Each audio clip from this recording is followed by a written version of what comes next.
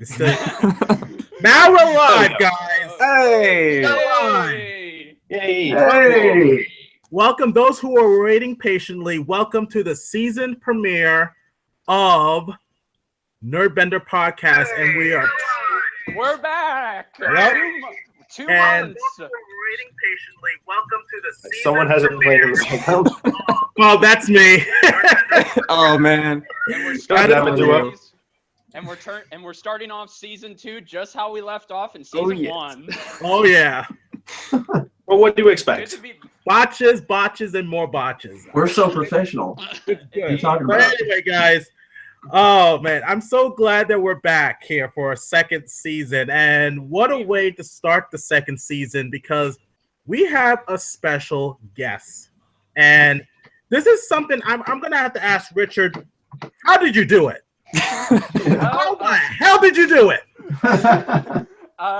Well, it involved me taking a journey up the mountain, going into Ris Grestar's humble abode and asking him, could you please join us?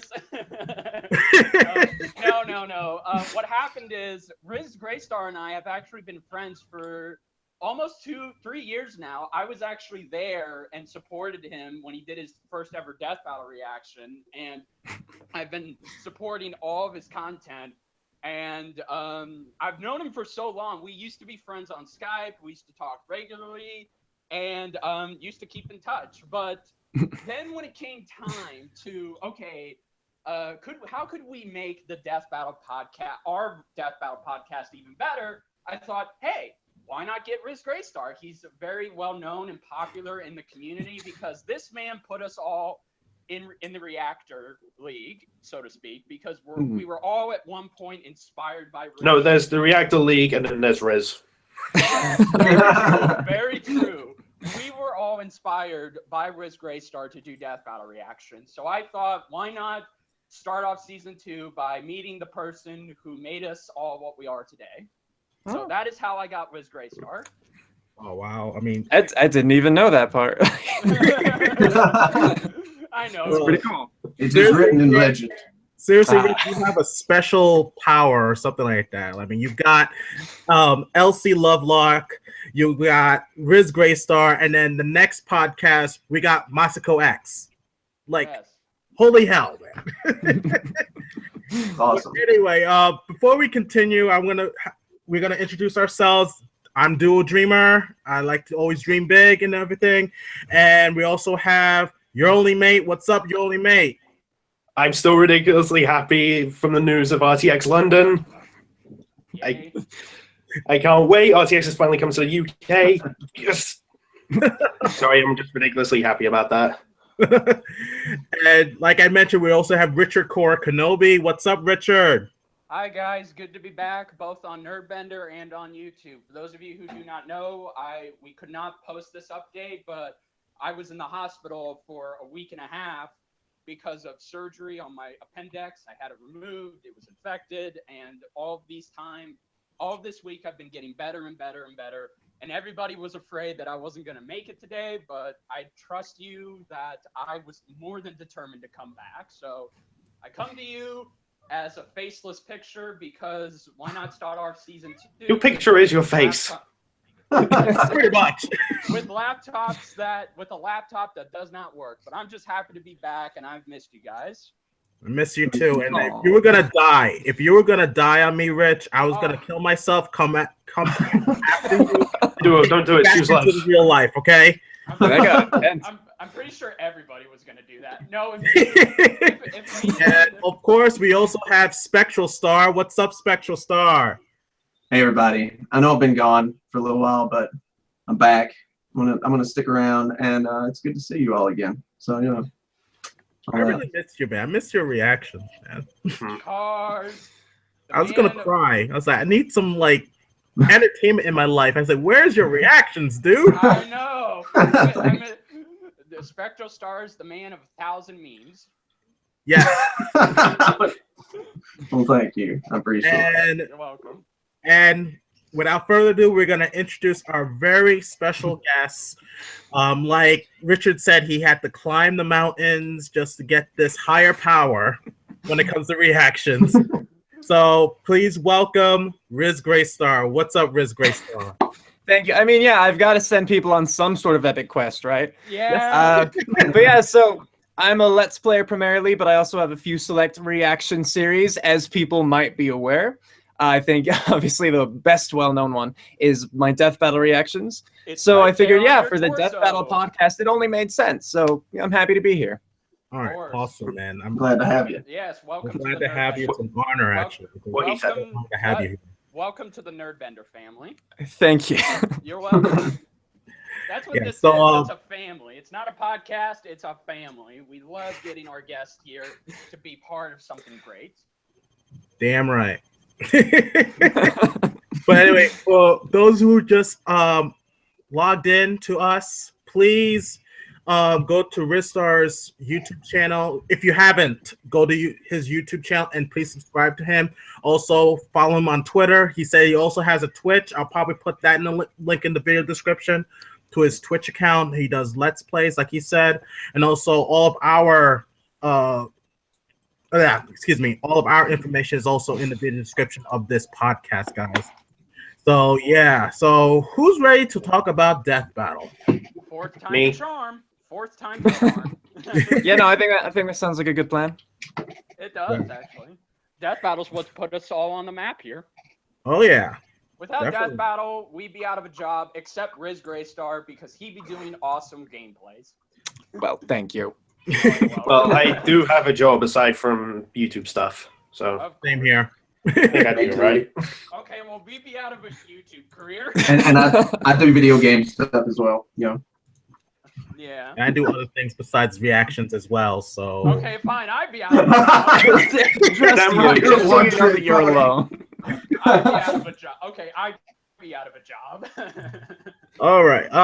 First thing I want to talk about is season 3 of Death Battle. I'd like to know what you guys thought about season 3. Oh, man. Loved It's it. been 2 months now, hasn't it? Yeah. Oh, my goodness. Season 3 was both good, mostly good, but it had its flaws. It had a rocky start, but it mainly pulled itself through at the end. Rocky start. It started with Don. That's awesome. It started hot. Yeah. It Yeah. started hot, guys. It started with potential, but then, somewhere it had a rocky start getting new 2D animators and trying to make the 2D animations what they are right now. But overall, as it goes without saying, the 3D fights were just amazing. Dante versus Bayonetta was That's probably, because Torian's too good. Torian's really good at what he does. he Yeah. very much is, yes. And Dante versus Bayonetta started off season 3 with a bang. So I think it was just amazing. Still my favorite out of the season. We'll get to that. Oh, you guys all know what my favorite from that season is. Oh yeah, Yes, and Tracer. We'll get to it. But- Noel. No? Please don't make him say it, damn it. I think I know. Yeah, no, it's okay. It's okay. But yeah, I think season 3 was just. North Carolina was awesome. It was a decent season. It definitely was. And like I said, the ending of season 3 was the best because they had the best 2D fights and, of course, the season finale, which a lot of people were against initially. Yeah. But I think it pulled itself through. Yeah. Wait. And that's the other thing, because Ris Grestar and I are bronies, so we're the only 2 bronies who supported this. Yeah. Hey, I still enjoyed it. It was a win for the Death Battle for the Deadpool and Pinkie Pie community. So I'm just happy they got it. But It was crazy. season 3 was good. That episode was beyond crazy because I predicted it was going to be very unpredictable. I didn't factor in that they were going to jump into Other video. Huh. I was hoping other videos. You know what I mean? That was crazy. Yeah. And- I don't know about you, Riz, but I would have freaked out if they jumped into Rainbow Dash versus Starscream because that's Oh God. That would have been pretty interesting. Yes, that's one of my favorite death battles of all time, and I just would have just loved to see Deadpool interact with this giant robot and this other pony who can do all this amazing shit. Mm. It just would have been so nice. But I think Deadpool versus Pinkie Pie pretty much set the standard now, didn't it?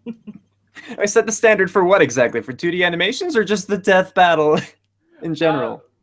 I think both, but also in terms of how they write their comedy now, because every joke made me laugh. Like, it was like Hercule versus Dan Hibiki. Like, every joke was amazing. There wasn't a boring or flat joke from either.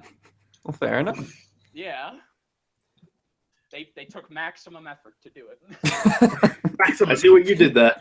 Yeah. Thank you. I mean, personally, one of my top favorite 2D battles for season 3 was Ken versus Terry Bogard. And yes, I have his hat. I was going to say, I wonder why. So you know who I was rooting for. Yes. That was a good fight. That was the debut of I think it was CV who did who was a current new Death Battle 2D animator. He does. Wasn't his debut Cammy versus Sonya? Oh yeah, that's right. Thank you. But that fight was just good. I liked Ken versus Terry. I just loved the animation. So beautiful. Well, Riz, what was your favorite Death Battle for season 3? For season 3, I actually think I'd have to go with Tracer versus Scout. Yay! Yay! That was largely due to the fact that first I do like Overwatch, but yeah, I was just able to be really passionate about that one in particular because, as you guys know, if you have watched my content, I'm not familiar with most characters. Yes. And I actually knew enough about Tracer and Scout that I made like my own research and prediction video. So I got super into the process, and it was a lot of fun. Yes, definitely. It was amazing.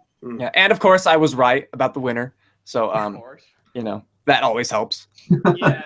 I remember it was very controversial too. Like a lot of people were arguing and complaining about that. Absolutely. That sounds like every Death Battle episode. Yeah, no, that's always gonna happen. Yeah. Well, except maybe Flash Always. versus Quicksilver. I think with Tracer versus Scout, that's the Death Battle that it broke the controversial camel back. Like, everybody was saying how they didn't give Scout this equipment, they didn't give him his magic, they didn't give him these amount of guns. Like, they were literally not happy with the representation of Scout. His voice acting was very well good, and for those who don't know, the original voice actor of Scout actually wanted to come back in Death Battle and play him again, but they sadly couldn't get him. That would have been awesome. Yeah, but they sadly couldn't get him because they had already had the lines recorded for the new actor, and they said, "We're so sorry." But I think overall, I agree with Riz. That's one of my personal favorite fights as well. As far as like, oh my God, it's just like this fight is just something out of the ordinary. It's expected, but it's just amazing how well they pay tribute to both Overwatch and Team Fortress 2 fans. Yeah, but to be fair to those who did like complain about the animation, I understand where they're coming from because Scout was kind of represented in an odd manner because usually we do see him running around and jumping and everything and being kind of just more hyperactive, I suppose you could say. And in this one, in that animation, he was really playing the role of like the guard dog, where he kind of just slowly, meandered about and everything. So I get that, but as far as people complaining about him not having certain weapons or magic, I think people are just complaining by that point because that's just not how Death Battle works. Right. I think they would complain for the sake of complaining because they were just mad that Scout lost. Yeah. But here's the thing, though, with that battle, it made Ben Singer make a tweet about, his about things he does for Death Battle, because a lot of people always like to blame Ben Singer during that time about, oh, you got this wrong, and he says things on the line of like, I'm not Wiz, even though he plays the role as Wiz. I'm not actually Wiz, guys. I'm just a guy playing the character. Yep. And he even went as far as saying, I'm not part of the crossover debate community, which I get what he's saying. Like, a lot of people are saying, well, why you made the show in the first place? But I think what he means is that he's not actively on like different forums and debating with people left and right. Yes, he makes a show, but he's not really active in that community. And a lot of people were like saying, well, then what's with Death Battle and whatnot? It's like the guy, he's just one guy. He's part of that machine known as Screw Attack that makes this show. So why is everyone always Yeah, he's not blaming the only him? one who makes it. Exactly. I mean, Yeah. also the researchers, they help out. Yes, the Yeah. researchers are an I'm integral not saying people. part. I'm gonna stop talking. The researchers are an integral part of Death Battle, and if they get information wrong, that's not their fault. They're just humans. I mean, as human beings, we make mistakes. We learn from it. That's the whole point. And I think Tracer versus Scout showed that people are literally taking Death Battle too seriously, and now they think Goku versus Superman didn't show you was it that. best Tracer versus Scout when that started? Yeah. Goku versus Superman. I didn't want. We've talked about it before, Riz, but Goku versus Superman to me didn't start it. It started a chain reaction of getting popular, but I don't think it was the start. It was the catalyst of the show.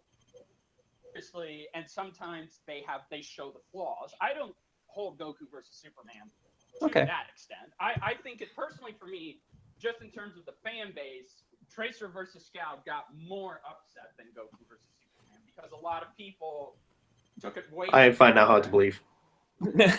And they're doing their own calculation because there's a lot of people who did their own calculations on how Scout would win. But I just think, Death Battle is not the fact on versus community shows. Like it's just their opinions. Like whichever character wins, it's not a fact who would win. It's just an opinion, and people take it as a fact. Right. As educated opinion, granted, but still, yeah. Yes. As I've always said, for many people who always likes to come at me, say I don't know my stuff. I say this all the time when it comes to these research battles. It's only theories. It's all theories based on fictional facts made by the content creators themselves. And they're not going to be 100% accurate because we're interpreting it. Did we create these characters? No.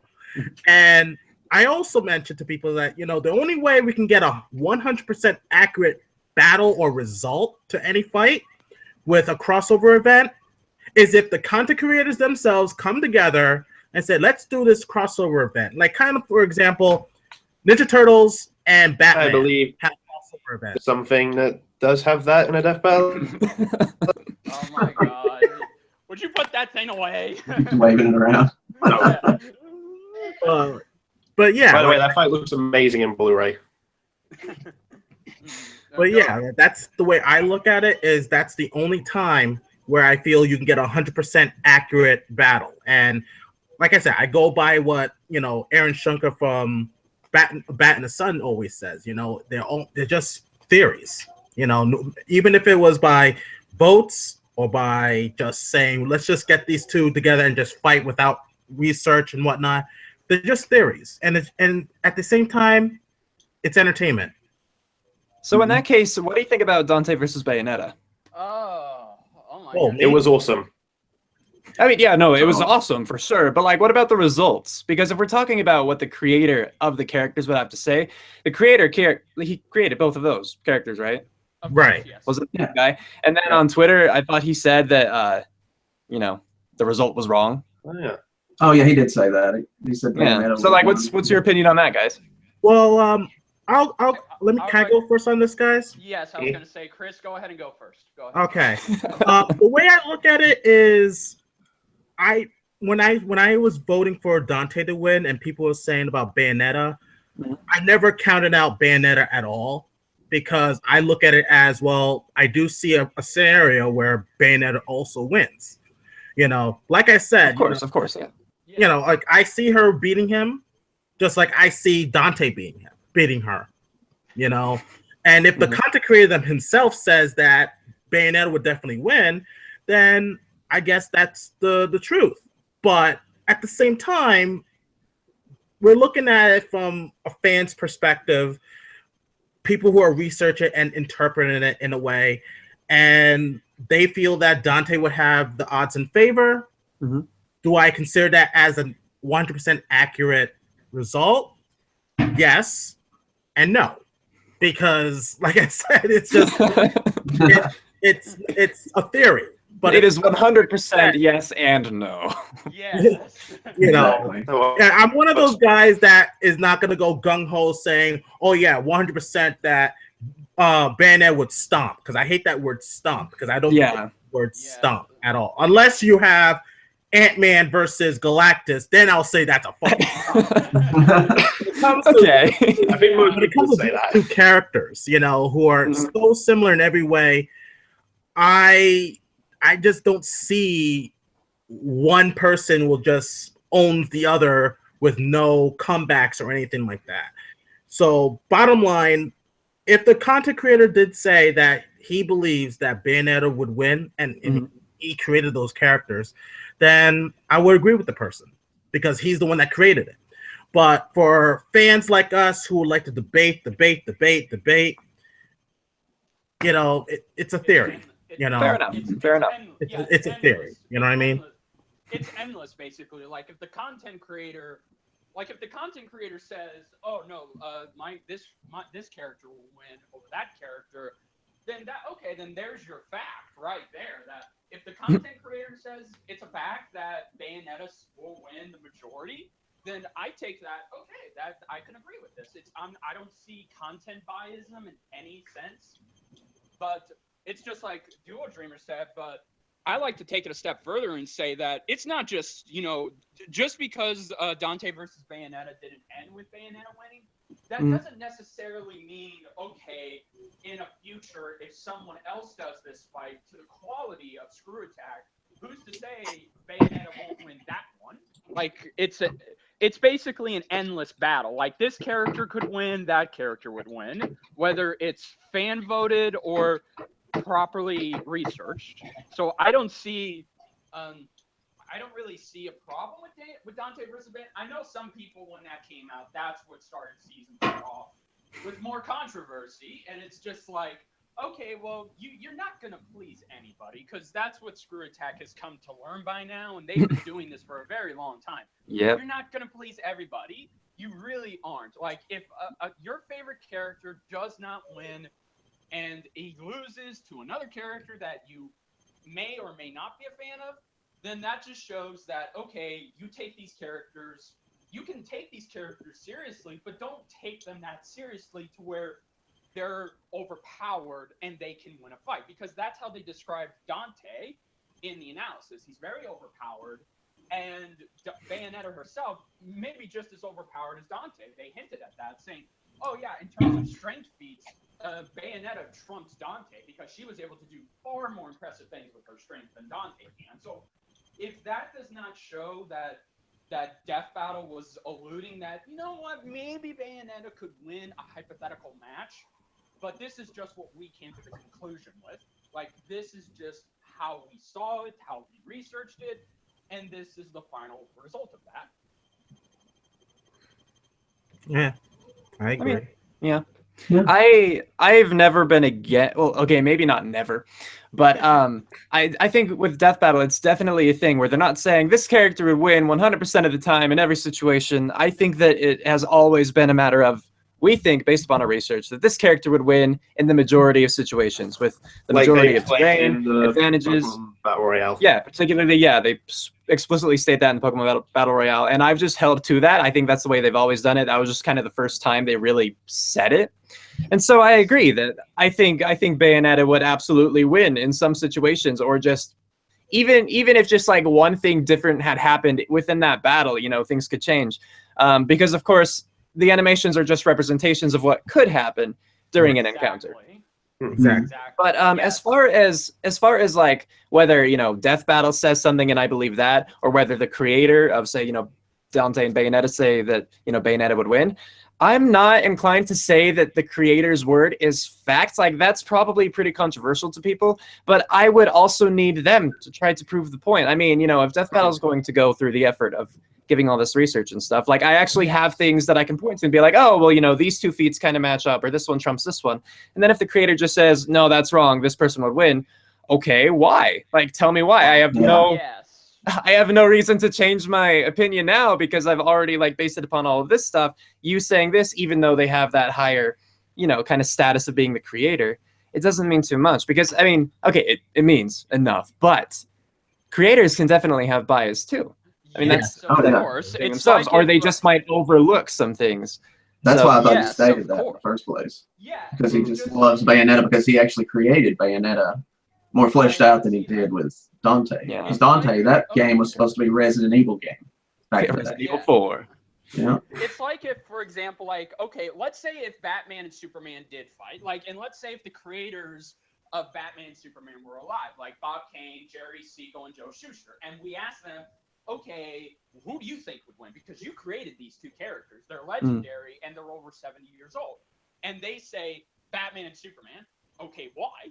Because we think they win. We created them. So I can kind of see where Riz has a good point. He has a great point that sometimes creators can have a little bit of bias in themselves and not show why.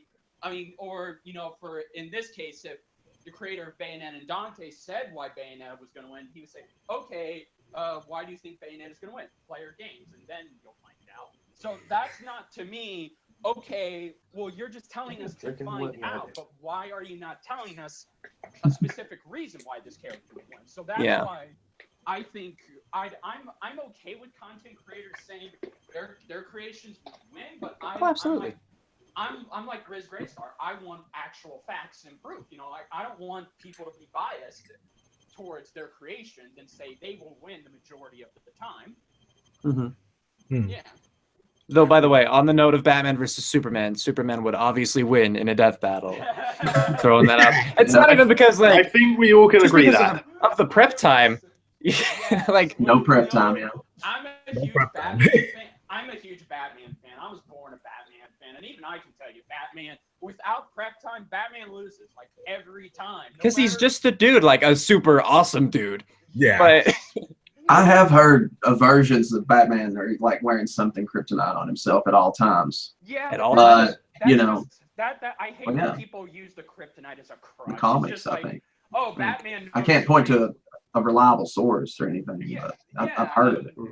Well, Superman has other weaknesses besides kryptonite, but Batman, obviously, for the majority of the time, chooses kryptonite because he's fucking Batman. That's The way they because the way they talk about kryptonite these days. Back in the day, kryptonite would bring him to his knees just being around it. These days, it just weakens him enough to like where he can't like. Well, he can pretty much do what he wants anyway with it around these days. Yeah, kryptonite makes him human almost. But yeah, I agree. What about you, your only main in Spectralstar? Any thoughts on the creator's point of view on who would win between Dante and Bayonetta? If they actually give a reason why, then all right. What about you, Spectralstar? I'm sorry, what was the question? I said, what are your thoughts on what Riz said, like the content creator of Dante versus Bayonetta saying that Bayonetta would win? Like, do you have any thoughts on that? I think it's a favorability thing. Like he's got a favorite. You know, I think Bayonetta wins because he fleshed out. He worked on the series a lot more. Like without Capcom and all that on him, you know, that was his baby. That was his crowning achievement, his magnum opus. And Dante was basically just a character derived from another Resident Evil game that he was supposed to work on. And, you know, he had to pick a favorite. So he picked the one that he had the most creative control over. And if he gave reasons, I would absolutely listen to them and take them into account. And the issue is, just none were listed. Yeah, and I hope it's not a popularity contest. Oh well, I think Bayonetta will win because I made her look good. Yeah. It's like, have you seen her ass? Sir, that's not a valid reason why this character wins. And it's we should hope not, at least. Yeah. Except it kind of was one of the reasons in the case of Mai, right? Yeah. Oh my god. But that's a little different. Yeah. But like, I was gonna say one of the reasons why I say about the content creators like getting together because I take it based on like some crossover events from TV shows and comic books. Like I mentioned, the Ninja Turtles and Batman had a crossover event, and when I read the comic book, I felt it was a great representation. Like there was no favoritism to Batman or favoritism to the Ninja Turtles. It was just right. Even more recently with the Power Rangers crossing over with the Justice League. The Power Rangers and the Justice League actually fought, and nobody won. Oh, Like yeah. Really? I totally thought Justice League would have that actually. Yeah. No, they pretty much came to it. They did what Batman v Superman should have done. They came to a diplomatic and reasoning not to fight. Like with Martha? No. Oh, your mother's name's Martha. Oh my god. All the Rangers Your are dad's name's cops. Zordon. Yeah. Oh my god, here's a huge twist. The Power Ranger Kimberly takes off her helmet and she's actually Martha Wayne. Oh my gosh. Why did you say that name? But no, that's cool. I didn't know about that. Oh yeah. We all have mothers named Martha. Come on. Right? Martha is a common name. How did oh my goodness. But It's just a yeah. rite of passage kind of thing. Yeah, Yeah. I agree. But I agree with Duo. I definitely agree. Like, if two creations that, because most of the creators who created these characters, most of them aren't alive, and some of them are brand new. Like, they're young, they're starting off, and their creations are taking off to unbelievable popularity. Like a certain anime bald guy who has taken off to great popularity and already. Krillin? The other Good one, guess though. Tien? No. Piccolo? Piccolo. Mr. Clean? Oh my God. Goldberg. Nappa. One Punch Man. Yeah, Nappa. Man, I forgot about Nappa. No, One Punch Man. Ghost Nappa. Shame on me. Yeah. Shame. But yeah, I don't think I can say anymore. If the content creators, it's like Riz and Duo said, if the content creators say their creations will win and not give any actual facts and evidence to suggest that, then I would prefer Death Battle's outcome to the content creators' opinion and fact any day of the week. Exactly. Yep. Exactly. What shall we talk about next? I like to Well, talk I about think we should talk a little bit about Lara Croft versus Nathan Drake. I was going to talk about that too. Yeah. Me too, guys. I Yeah. was as well. Mainly because I loved every moment of that. You know, well, not every moment of that battle, but what I didn't like was before the battle. Oh my god. Because before the battle, I got people coming at me saying that I'm a fool for thinking that Lara Croft would win, even though Lara Croft did win. But I had people who were wanking, That's always wanking. Oh, why is that of us debating that a terms? term? Seriously. Everybody's not. Is- I'm sorry. But people were Okay, like I'm sorry for the images. faster than most animals. I was like, I played every Nathan Drake game, and I've never seen him outrun any animals except for a horde of spiders. Exactly. Oh, that sounds terrifying though. Yeah, before It does, the- actually. Yeah, I got the same thing as Duo, but it was different for me because I've been a fan of Nathan Drake, but I've never actually played the games. Yeah, sue me, I know, but I recently. Shame on you. Shut up. No, I'm kidding.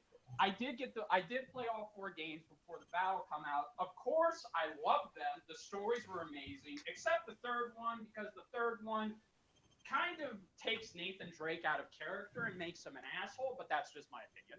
I think that he was perfect on that in that one too. Oh my god. He's always an asshole. No, In every freaking Everyone's an asshole in their own way. He's a slightly lovable asshole. But either way, I got a lot of heat too. I'm more of a Tomb Raider fan than I am an Uncharted fan. And don't take that the wrong way, please.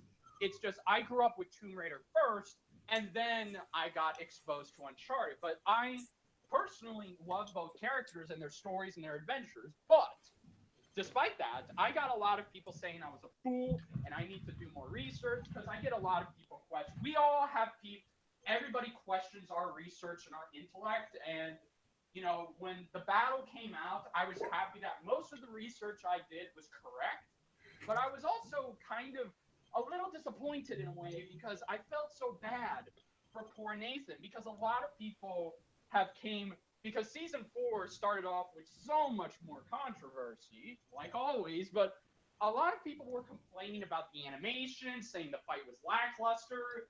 The ending, especially the ending, it's one of the most cheesiest endings anybody's ever seen.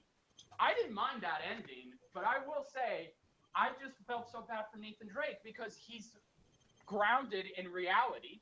And a lot of people need to understand that the reason why Nathan Drake lost is because of his creators put him solely in reality.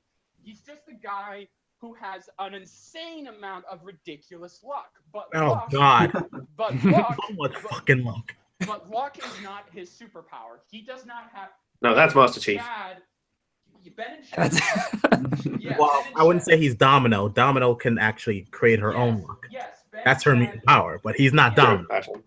Yes, because Ben and Chad and the researchers explained on the podcast that Nathan doesn't superpower manipulating luck is not his superpower. It's just given to him for convenient purposes. Because again, Laura Croft on the other hand, she's in a fictional world. She's done ridiculous fictional things that unfortunately put Nathan Drake's story to She shame. killed a motherfucking T-Rex 3 times. She picked up Thor's hammer and threw the damn thing. She wielded Excalibur, and then she went into heaven. She literally discovered the Led Zeppelin song "Stairgate to Heaven." The actual stairgate. Laura has done ridiculous things, and I thought it was just. I'm sorry. It's just no matter how many people say what Nathan Drake can do, what unrealistic thing has he done besides, I don't know, outrun everything? Like, what else has he done? And they did give Nathan somewhat of an edge because he can jump the furthest than Laura. They did say that, okay, as far as who would win in a jumping contest, Nathan wins. Like, there is no competition. But every other category, it goes to Laura. In a jumping contest? Yeah, like, because A long jump, standing long jump. Yeah, because Nathan Drake can jump, like, ridiculously jump.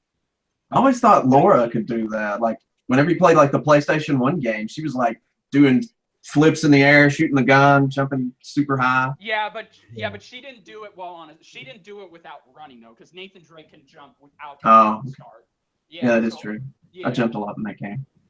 Yeah, I liked Nathan Drake versus Laura. I didn't like it as much as I thought I was gonna like it, but I did like it, and I think the hype was very well done, and the animation by Tori, once again, I just love it. And if people complain about the animation looking the way it does, understand that that poor Tori has a pain in the ass time animating this. It takes so much time to get every animation right.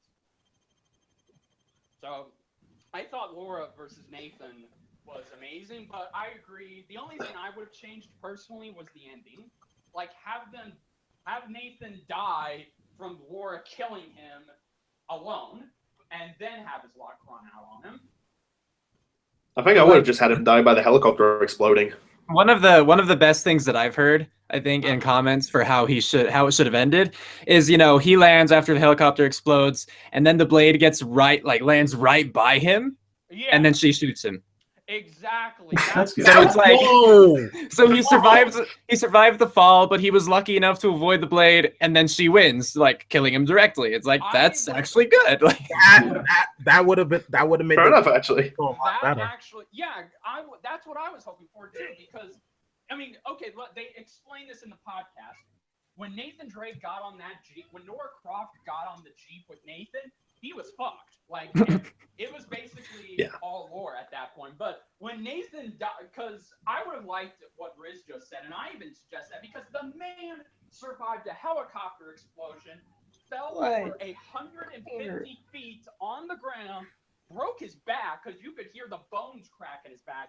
He broke his back and he couldn't move. He was completely paralyzed. So even if the helicopter blade missed him, Laura would just shoot him because he's got nowhere to go at this point. But I think that would have just been more cold-blooded, because just like, you see Nathan get an upper hand, but then he dies. Just like, well, let's just have Laura let's have Laura throw the axe at his helicopter. Oh God. And Tori said he wasn't going to add that scene of her. He added that scene of her aiming the axe, because it was originally just going to be Laura just takes out the axe, throws it, boom. But just like that. Yeah, but he decided it'd be funnier if he just had her aim the axe and then throw it. I was just like, yeah, and that's got to be, to me personally, that was one of the most laugh out loud deaths I've ever seen. Just like, poor Nathan, man. I mean, his luck Poor really Nathan. did run out. His luck was just out of charms. Oh, come on. You should write Wiz's Yeah. end Right. speeches. That's right. Or not Wiz, but Boomstick. Laura I was gonna Croft- say. Laura He always Croft- ties them up. Yes. Laura Croft just took Nathan's lucky charms. Okay, well now that sounds dirty. Yeah, Dude, Okay. dude. I still prefer she was too crofty for him. Also, but I gotta say, I'm happy that I'm not the only one who says Laura instead of Lara. Yes, I prefer Laura. I'm sorry. I'm one of those guys that says Laura. I'm Get used out. to the word Laura. But yeah, I know I'm trying to correct myself and say Lara Croft. I just grew up saying Laura, Yeah. so I do it without Right. thinking now. But Yeah, me and Riz. Yeah. Say Laura. But Riz, what did you thought about that episode? I mean, I liked it overall. The battle was a little bit lacking for, well, maybe not lacking. Maybe that's the wrong word. Because I thought the animation was great. Torian does a great job. He did a great job as always. Yes. You thought My issue with it, aside from the ending, which, you know, I didn't take too much of an issue, but I think it could have been better, like the way it that was described to me in the comments. But just the fact that it was like, oh, well, one of her feats is that she threw her hook or her axe or whatever. It was a hook, yeah, and blew up a helicopter. So in the battle, let's have her do the exact same thing. I would have rather the feat been that to show off her precision, and then something happened in the death battle that was just a show of precision and not like a replication. Yeah, so what if Something she, she so what if she shot the Yeah, that works. helicopter with the gun? So that was just kind of my thing where it was like, I feel like they kind of copied a lot of the feats over just to point it and be like, look, we included this right here. Like, you can't say we Yes. didn't because here it is. Yes. And so a lot of it felt kind of forced to me, but I liked it. I still had a good time with it. I have a storyboard of how I think the ending should have gone, and one of it does involve, instead of Laura just throwing the axe, like it's just like Riz said, why not test her precision? What if she just shot the copter with a point blank bullet, like just one bullet? She aims her gun, shoots the copter, fuel, and then boom, explode. Like that to me is more believable than yeah. Hit it in the head, and then the chopper just crashes. Yeah, or a lot of people were actually suggesting that why not just have Nathan die from Laura, you know, because here's my idea. Like, instead of them leaving that temple, what if they just fought all throughout that temple as it's collapsing?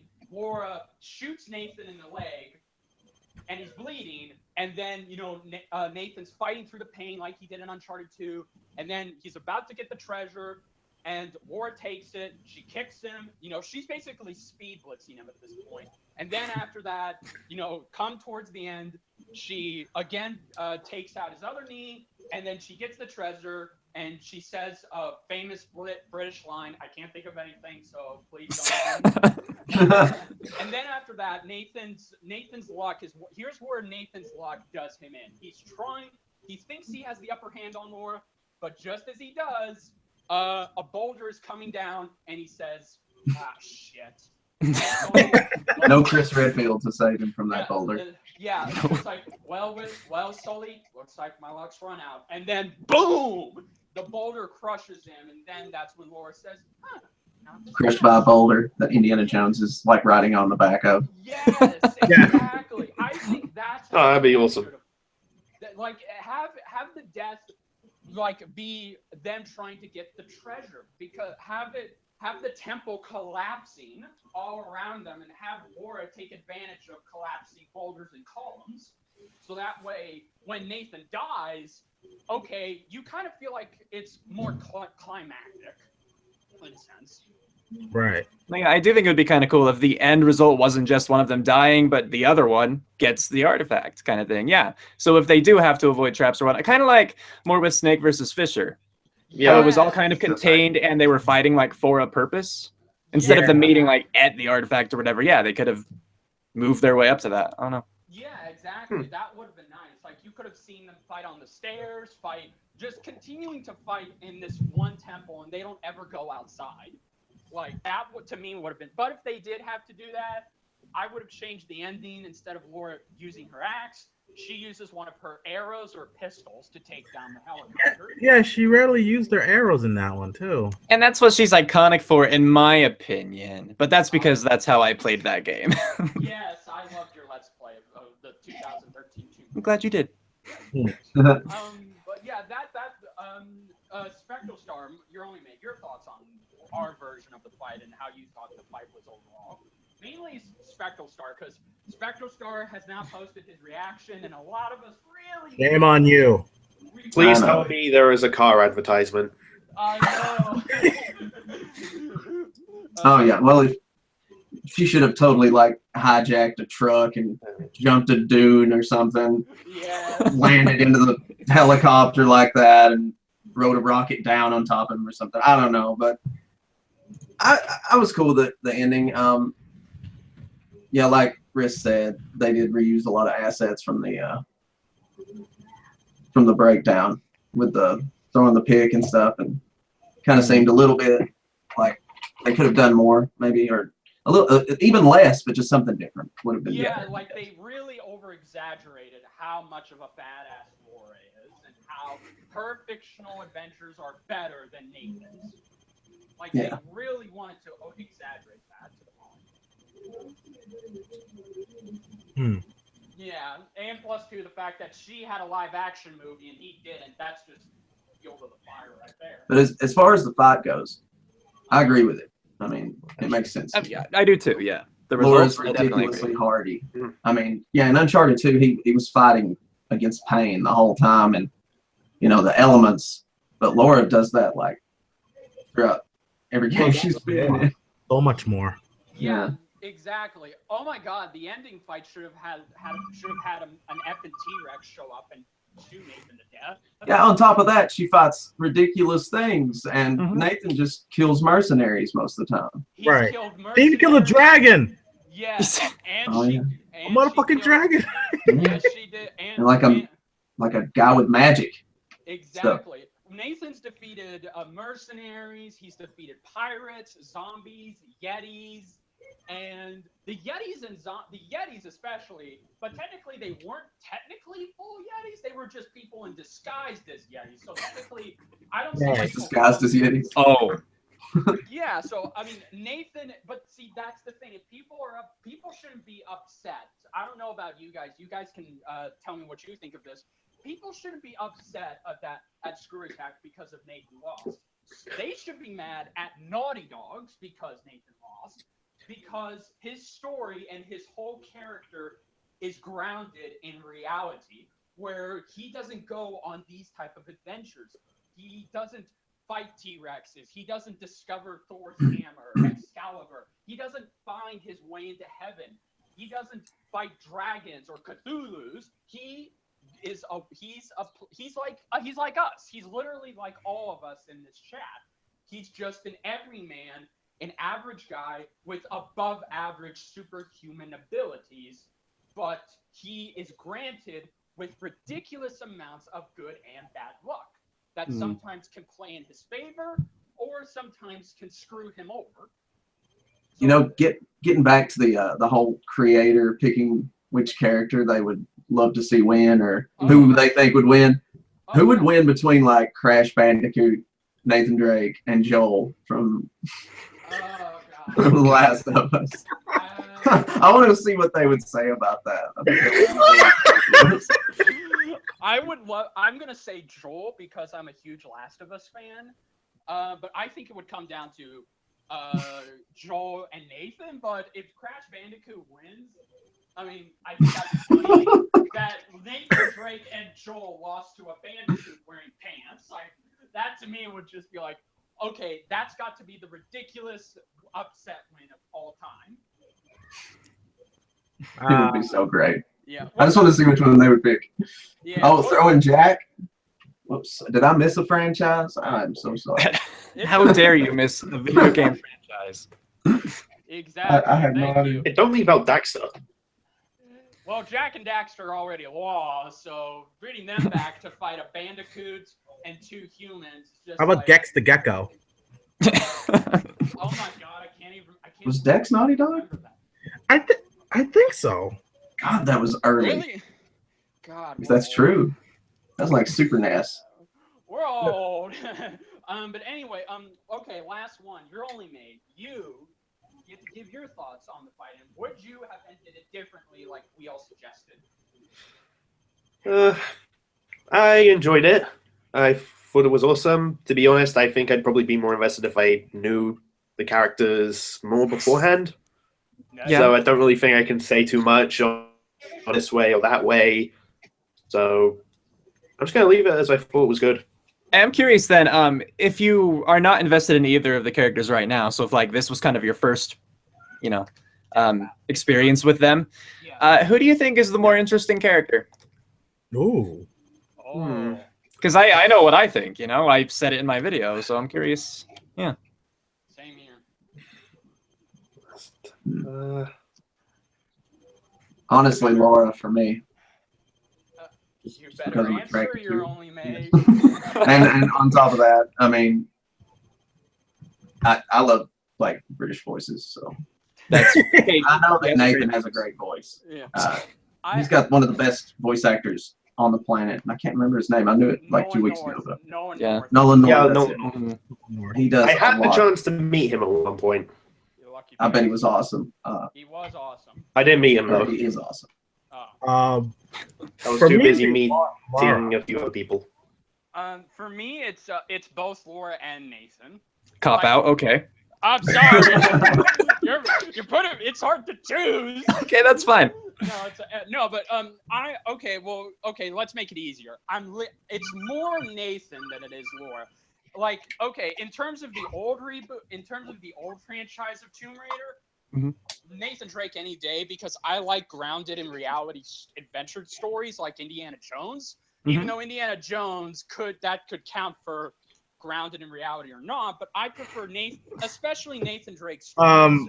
Rich, I have to say that when it comes to Indiana Jones, he survived a nuclear blast in a refrigerator. Okay. I'm sorry, I don't think that ever actually happened. Yeah, what are you talking about? It never happened. Well, you guys don't do that? I do that all the time. Go on. Oh, okay. I mean, I don't remember that ever happening in one of the 3 Indiana Jones movies. No. Oh, you don't want to consider. There were only 3. I actually enjoyed it well enough, but hey, I'll embrace the meme. Yeah. But anyway, like I said, I like fictional adventures. I really do. But with Laura, I feel okay.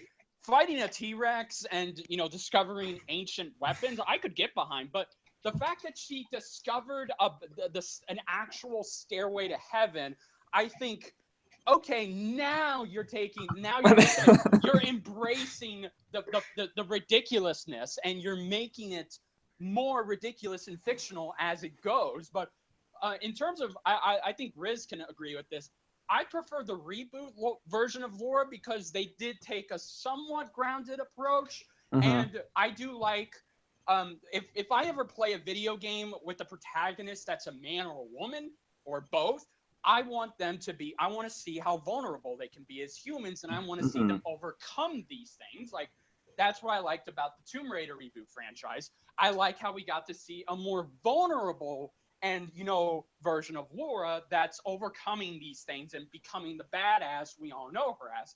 Yeah, absolutely. Instead of a woman who can do pretty much anything. She can probably make the best damn pancakes and not even fail. But with Nathan, I like his stories more, especially in Uncharted 4. Uncharted 4 is my personal favorite of the Uncharted series because the story and the structure of how that went, I immediately just fell in love with it. So that's where I stand.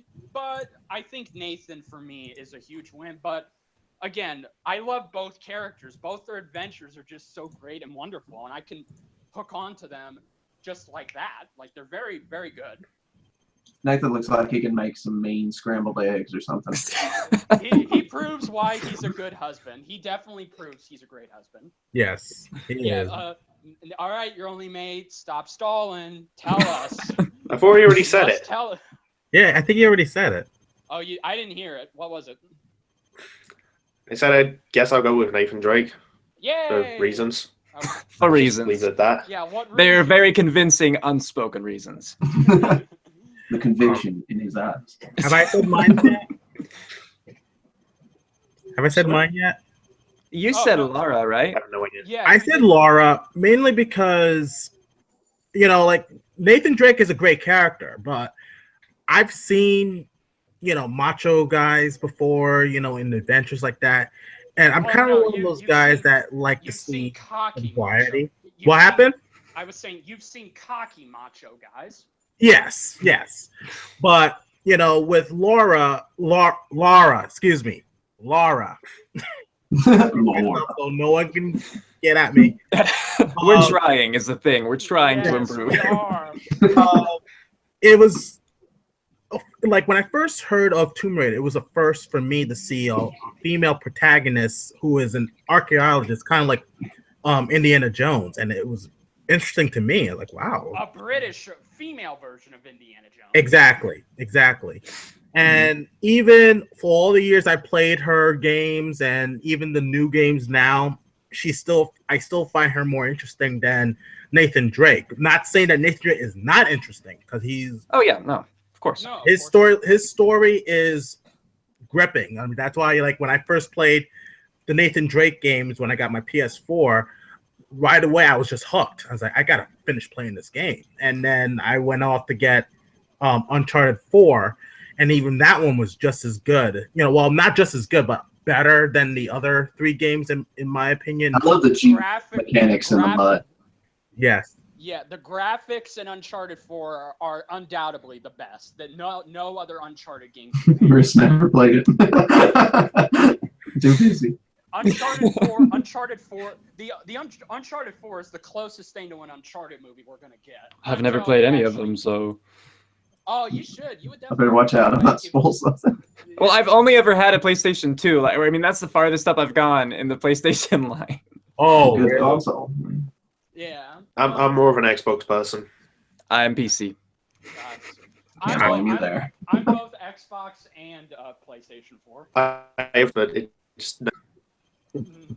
Yeah, the 360, and I got my PS4. I even have a Wii. Yeah, but Uncharted's one of those games that I've wanted to play even before the Death Battle was, ever announced. Yeah. So if I ever get the chance, I will. Awesome. It's a treat. It's a treat. There you go, guys. You got all of our opinions on Laura versus Nathan and how we thought the battle was. And as I said, to end it off, was it better than Dante versus Bayonetta? Absolutely not. Like, in my opinion alone, because this fight was mainly for the gamers. Like, not that Dante versus Bayonetta wasn't. It was for the gamers, but this one was more adventure-esque. Like, it was for the adventure gamers that love to go on adventures and love to imagine themselves doing these things. But, just the way, I wish the fight would have been, because that's the thing, the fight itself could have been a lot longer. They could have given Torian more extra time to iron it out and come up with creative and inventive ways of having these two characters fight and flirt. I mean, because that's what I kind of was upset about. That's the one nitpick I didn't like about Laura versus Nathan, Death Battle's version. We didn't get to see them flirt with each other because these two have been shipped together a long time, and I would have loved to see Nathan's comments on, hey, honey, for a British person, you got a hot bod. Wow, that is very rude for British people. No. yeah. They're all I'm idiots. offended. Oh my god, too. Well, Nathan- Texas too. Hey, Nathan. British and attractive? I'm surprised. Hey, Nathan. It's racist and sexist. That's what Nathan is. Didn't you say Nathan's an Racist asshole? Well, Nathan is an asshole, but I'm just saying, like, that's just an example. But I wanted to see, like, kind of like Tracer versus Scout, like Riz's favorite death battle. I wanted to see more flirting between the characters, like, because come on, I mean, if Nathan and Laura ever got together, I think they would have the most epic baby. Oh god. Like, Maybe that could Jumping all over just the we could place. have that be a spin-off show. Yeah. How about that? Yes, Okay. of course. I'll take that baby comes riding out on a T-Rex and it's already discovered the Holy Grail. Riding a motorcycle. Yeah. Why not? I mean, no offense, people. Laura I'm used to just ride trying- motorcycles like everywhere. It's hard to come up with dialogue for Nathan Drake because he's just that good of a character. Right. Got a good rider. I didn't think I mentioned my thoughts on the episode itself yet. Oh, you didn't? Okay, well then go ahead. No, I'll go over real quick. Like I said on my reaction, I thought it was storyline wise, it was good. I like how it kind of developed on how they got into the fight. The fight itself wasn't their best, in my opinion. It wasn't Tori's best, in my opinion. Like I do admit that the ending, I kind of wish it was by Laura's hands, but in a way it kind of was because she threw that axe.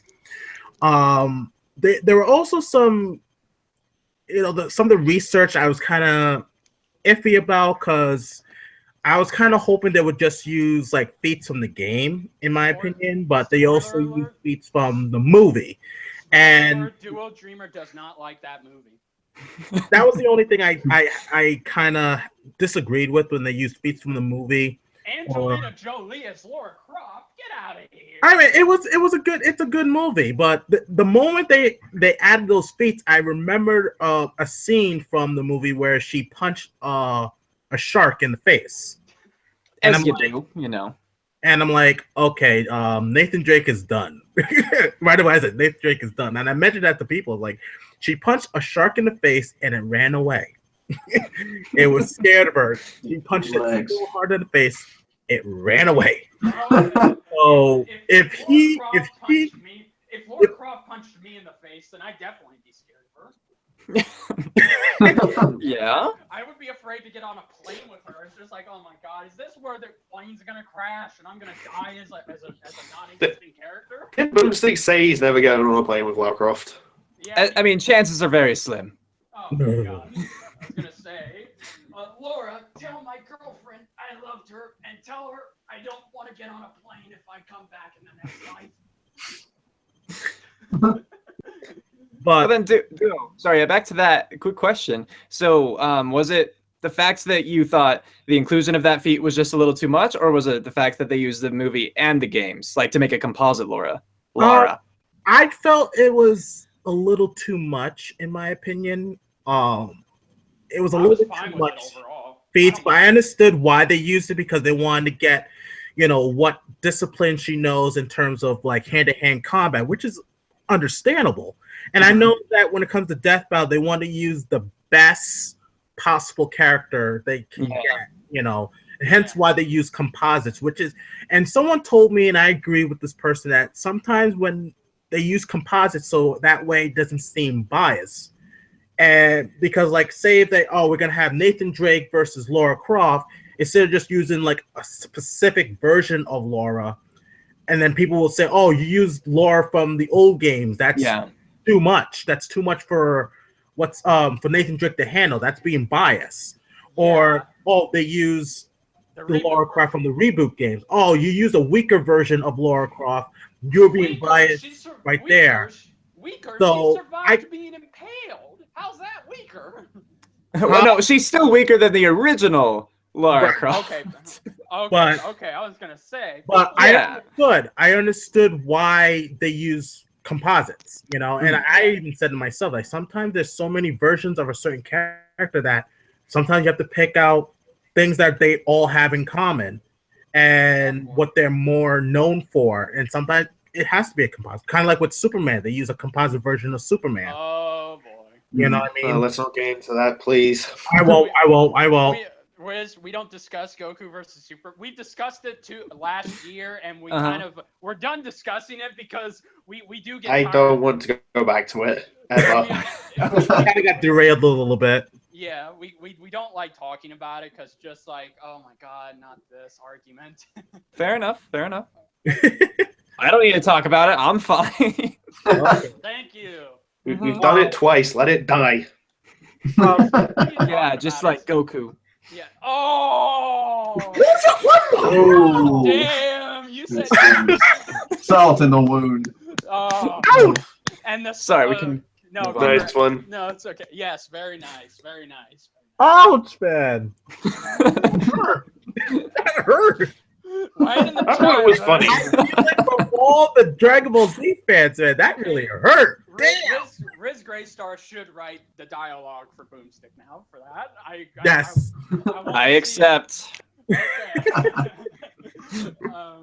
But anyway, would you like to move on, Duo Dreamers? Since I think we've gotten all we can about these two. And Yeah. Let's talk about this Yeah. next death battle that's coming up. a duck. Yep. Okay. We're What? going here. But it's not a space duck, so Nobody sing the song. Nobody sing the song. We've got. Oh my gosh, that was stuck in my head literally 2 days. Yeah. Duckbird, race cars, lasers, airplanes. It's Duckbird. Might solve them. Damn it! It will never leave. But what was your guys' reaction when they revealed that it was going to be Scrooge McDuck to be the next? to be opponent? perfectly honest, I was just like, all right then. You saw my reaction, Duo Dreamer. You know what? Yes, you fell off your chair. I did fall off my chair. I was just like, sweet God, could they? Okay, because Riz, I've never told you this, but okay, I wanted them to do Pinkie Pie versus Deadpool, and they did Deadpool versus Pinkie Pie, and now I wanted to see Scrooge McDuck in a versus series. And then when they announced, oh yeah, Scrooge is going to be on the next Death Battle, I was like, has Ben and Chad been going through my wish list? It's just like, this is twice now is a coincidence. It's just like, they're reading my wish list. I was so happy that Scrooge McDuck is. I never thought. I discussed this with Duo Dreamer, Spectralstar, Riz. I don't know if you guys agree, but I never thought that Scrooge McDuck was that type of person who could be in a death battle. I thought he could be in a crossover show, yes, but it's given what this guy did in his comics, did in his TV show. Now he has a reboot coming out on Disney XD this summer. I thought, does that exactly warrant a death battle? Because I like him. He's one of my favorite Disney afternoon characters next to Goliath. But I was like, how could they do him justice in death battle? I would just love to see what they do. And when they announced it and seeing Ben and Chad talk about it and seeing the animation, because I have seen the animation, I'm friends with some of the animators, they are doing Scrooge McDuck perfectly. They have said this will probably be the closest representation of the characters fighting each other they've ever had. So we're going to see Scrooge do what Scrooge would do. We're going to see Shovel Knight do what he would do. And I'm just like, bring it on. This could be my personal favorite of season 4. So far. That's saying a lot. Good job. I mean, I guess so far is only out of 2 episodes, but still. Yes, because we're all huge DuckTale fans, and I just love to see people's reactions. They Scrooge McDuck? I just like it's another Pinkie Pie. Like that's the thing. This is gonna be another Deadpool versus Pinkie Pie, except the opposite of Deadpool versus Pinkie Pie. Now we're actually gonna have a winner. Yes. But I was just so excited, and when I wanted it to be Wario. Me too. Because he's obsessed with gold. He's an anti-hero, and he can kill his enemies by passing gas that will kill you. And he has incredible strength, and just like makes sense. But when I saw it with Shovel, and I was like, that's not bad. 8-bit 8-bit heroes going up against each other. That's perfect. Let's do that. I like that. But guaranteed, I'm about to confess a terrible secret that everybody's probably going to kill me. I've never, ever played the Shovel Knight game. What? How dare you never play a video game? $20 at GameStop. I'm sorry. $20 at GameStop. And fancies. I own it, but I've never played it. What?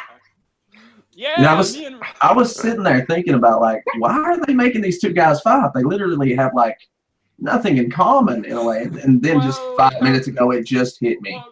The game mechanic where they're bouncing off their tools constantly. Like Scrooge would jump off of a pogo stick into the ground like Cranky from Donkey Kong Country Returns, Tropical Freeze. And Shovel Knight bounces off his shovel. And plus they go out and they gather like a crap load of gold constantly. Yeah. Well, to answer your question, Spectralstar, they actually do have a lot in common than you think. Well, yeah. Well, not just that. They don't just jump off the ground. They're not just treasure hunters. They're treasure hoarders. Thank you. But they're also too Shovel Knight. For those of you, I did play the DuckTales NES game back in the '90s, and I played the DuckTales remaster game, which is one of my favorite remastered 8 NES games of all time because that got the original cast back. But my point is that the composer who worked on the DuckTales remastered game actually went on to do the score to Shovel Knight. So they so they do have a lot in common, like in terms of, and Shovel Knight was actually confirmed. The character and the whole platform itself was inspired by the first DuckTales game. So, was this like a fan voted fight? Like, did people bring this up to Death Battle? Yes, there are. I think people have.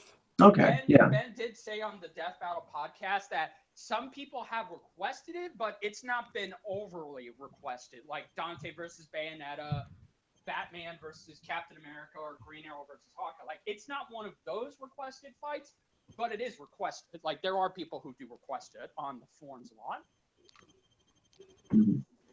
I say bring it on. I'm just saying, let's do this fight. That I'm excited for it. And I'm a huge 8-bit old school fan. And to see two 8-bit heroes one that I grew up with and one that I've heard about in passing, but I've never played his games. I think this could be a good battle. Like, this could be potentially one of their best 2D fights to start off the season. And this is just the first one. I think. I don't know. I just have to wait and see. Yeah, but what are your guys' thoughts? Like, what did you think about Scrooge fighting Shovel Knight? At first, I was like, why? But now I know, so okay. I'm cool with it. Duo Dreamer. Of course, you knew I was excited for Scrooge McDuck. Yes. I pretty much shouted up the top of my lungs, and I too was hoping for Wario because I thought of a good storyline to lead up to the battle where Wario pretty much breaks into Scrooge's money bin and then Scrooge pretty much defends it and whatnot. So I thought about that. But when they said Shovel Knight, I was like, what? Like, why? And the only thing I can think of is they both have the games have similar mechanics. That's the only thing I could think of. And character-wise, they're both treasure hunters in a way.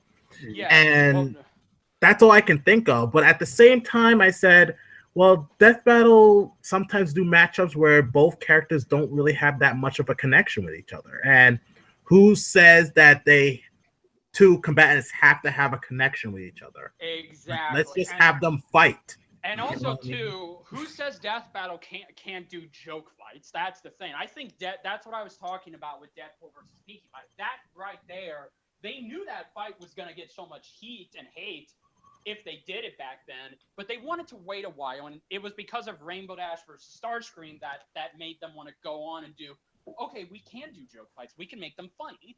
So who says they can't do serious fights? So that's why you're seeing a duck fight a knight.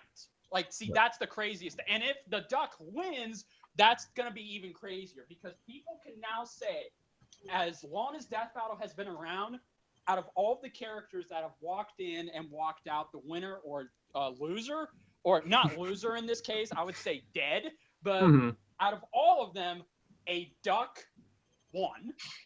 A duck beat a knight. Like, that's crazy. Like, that's just crazy to think that a cartoon duck can be in a death battle and possibly win, but I think we'll go into who we're going for later because Duo Dreamer already knows who I'm going for.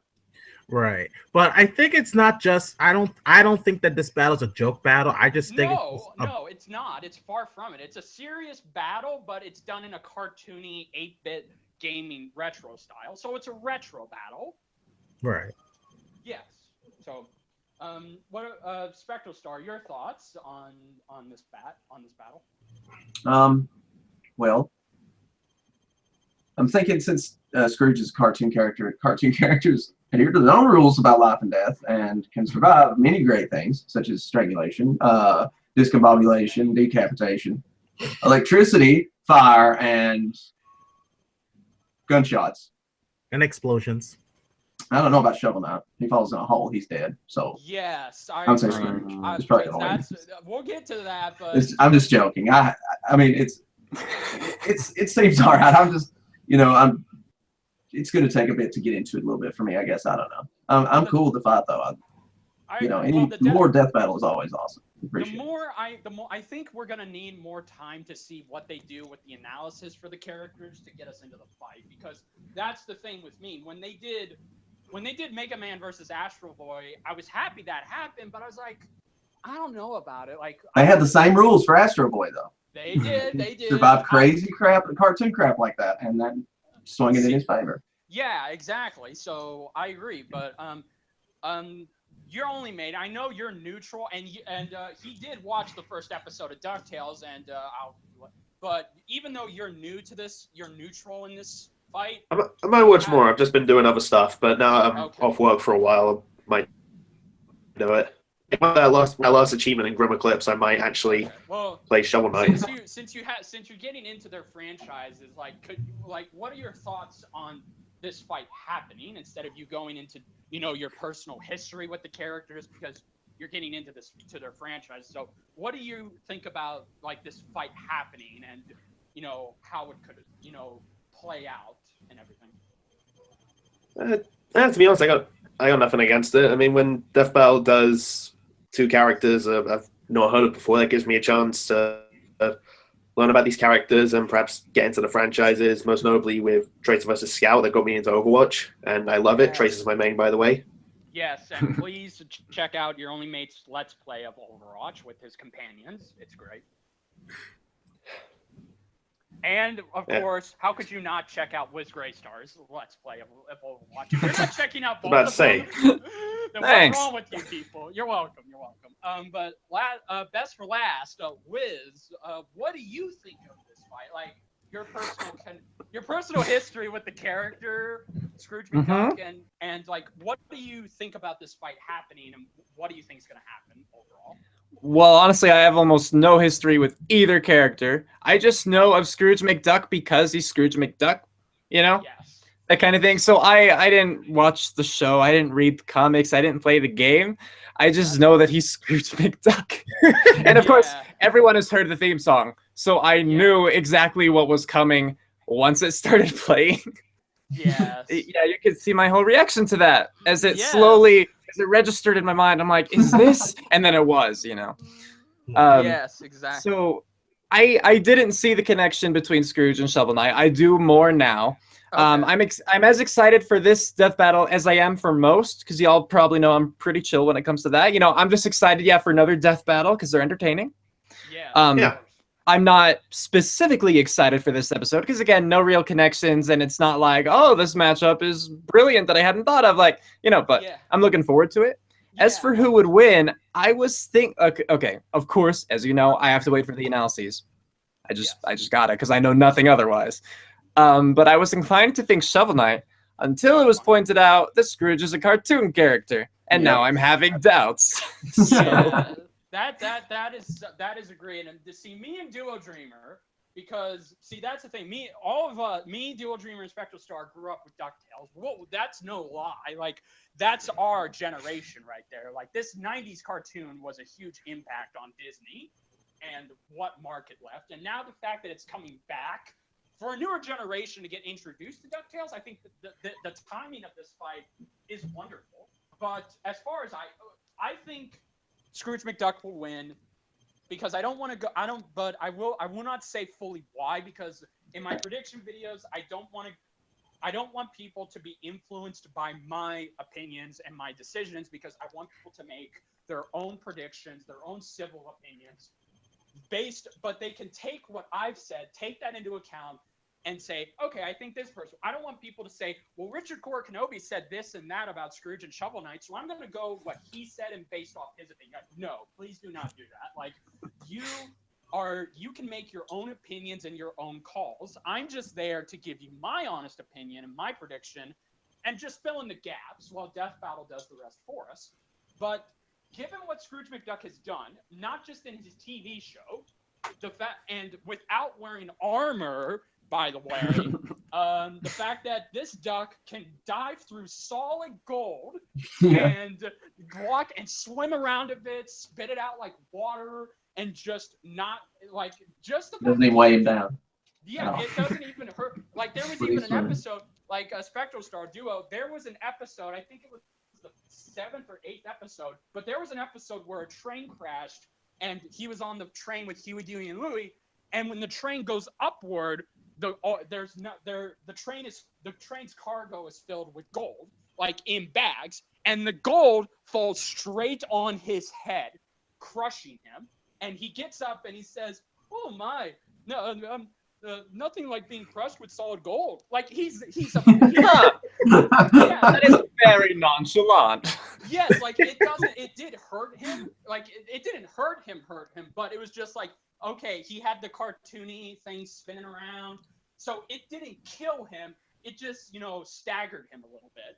So the fact that when he dives into his gold money bin and when gold drops on him, the fact that it doesn't kill him instantly, that's impressive. And other characters in the DuckTale universe have tried to dive through Scrooge's money bin, like the Beagle Boys. Like they're these people who constantly try and rob Scrooge of his riches, and they actually went into the money bin. They dived in. Constantly trying to rob something from the protagonist. Where have I heard that before?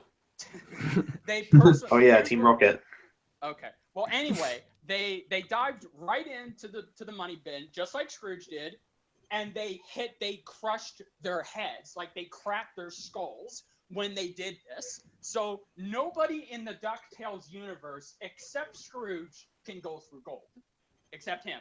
And if Shovel Knight tried to go through this gold, his armor would crack like an egg, in my opinion. And the fact, and also too, this character has more fighting experience than Shovel Knight, because a lot of people have said Shovel Knight has magical abilities.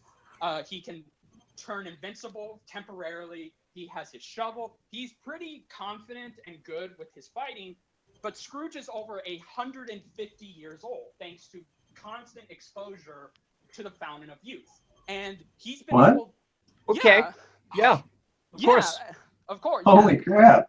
Yeah, so he is technically half immortal. And also, too, in his youth, he was able to beat 100 people in a bar tavern back in the early 1800s by himself with no help whatsoever. So he does know how to fight people, and he has many strengths. Like he barely has a weakness. Like there's no weaknesses that are mentioned for him except Duo Dreamer. I know you're going to bring this up. His wealth. His wealth can be his weakness because he's obsessed with it. Yes, but just throw a gold brick in a lava fissure and he just dives in it. Well, hell, remember the intro, Spectralstar. He's in space and he's trying to get a piece of cash, but they pull him back and and this other alien takes it. So, and that's another thing too, Ris Grestar. Scrooge McDuck has done something that not even Shovel Knight can do. He was able to breathe in space on the moon. How did he do it? By using an invention called space chewing gum. Okay. Yeah, so Scrooge McDuck has done crazier, ridiculous cartoons. To be fair, I don't think that would come up in most situations. No. Probably not. No, but if they were fighting in space, he could just pull out that chewing gum. It's just like, okay, he can breathe on the moon now. So right. Yeah. Maybe we should change Shovel Knight to Master Roshi or something. What? Maybe it'd be a better fight. Yes, I agree. Like Ridiculous. Scrooge McDuck has done some pretty overpowered things for a cartoon character, and again, I believe, and Duo Dreamer says that this should never be the cause of a win, but I know they're going to use a composite version for Scrooge McDuck. They're going to combine everything he's done, but it is unfair to Shovel Knight because Shovel Knight only has one game. He doesn't have comics or a TV show. But that's who I think is going to win overall. Well, I mean, that's not really unfair as long as they gave him the opportunity as well. Like, it would give Scrooge an advantage, but not an unfair advantage necessarily. No, of course not. That I would never say that. And I'm yeah, not okay. even saying, just to clarify that, that's fine, Yeah, no, that's fine. I'm not saying that because I agree I know Death Battle would never do that. And I'm just saying, like, okay, this is why I would have preferred it to be Wario because, okay, like they have more to go off of. But with Shovel Knight, and this is more of the creators. I don't know if it's their fault or not because they're trying to come up with a sequel, but either way, I just would hope that since they're just using his one game, I just hope that, okay, make it fair to him. Like, don't make it seem like a stomp, like franchise-wise. That's not what I want to see.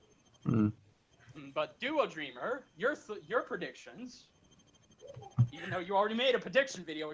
Yes, I did. I thought that Shovel Knight was going to win this, and mainly because I feel that Shovel Knight has more of an arsenal than which he does.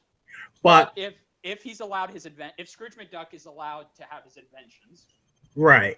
But here's the thing, though.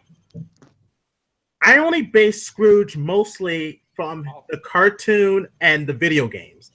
I don't know much about the comic book. I've heard people talking about the comic books and whatnot. So I was basing it mostly on that.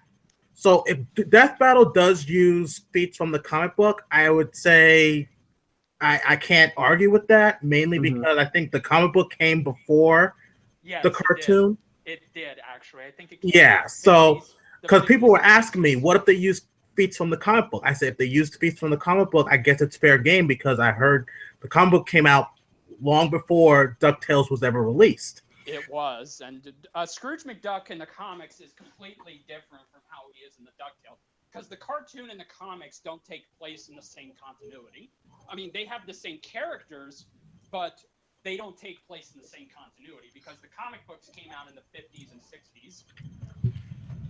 So much reference material. Indeed, I'm a walking encyclopedia. I'm a walking encyclopedia on Scrooge McDuck. On steroids. Yes.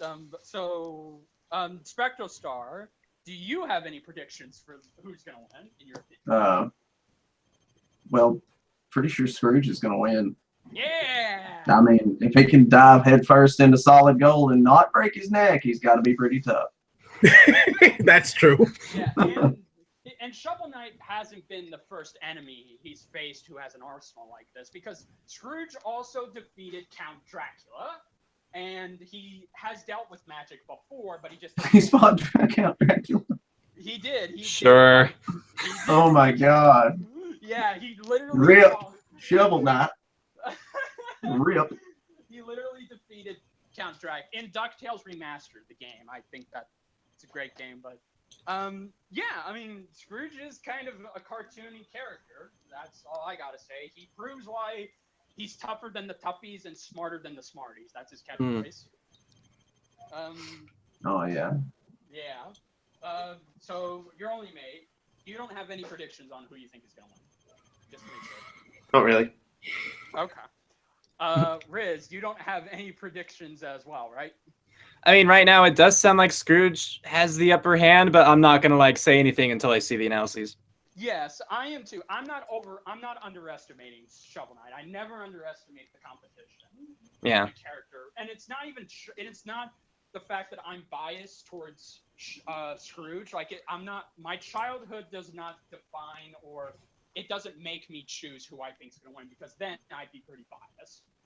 But I'm going to see what they do with Shovel Knight, what they mentioned. But right now, it would just be if Scrooge wins, I think that would be a huge win for me personally. Like, that would be one of my best wins ever.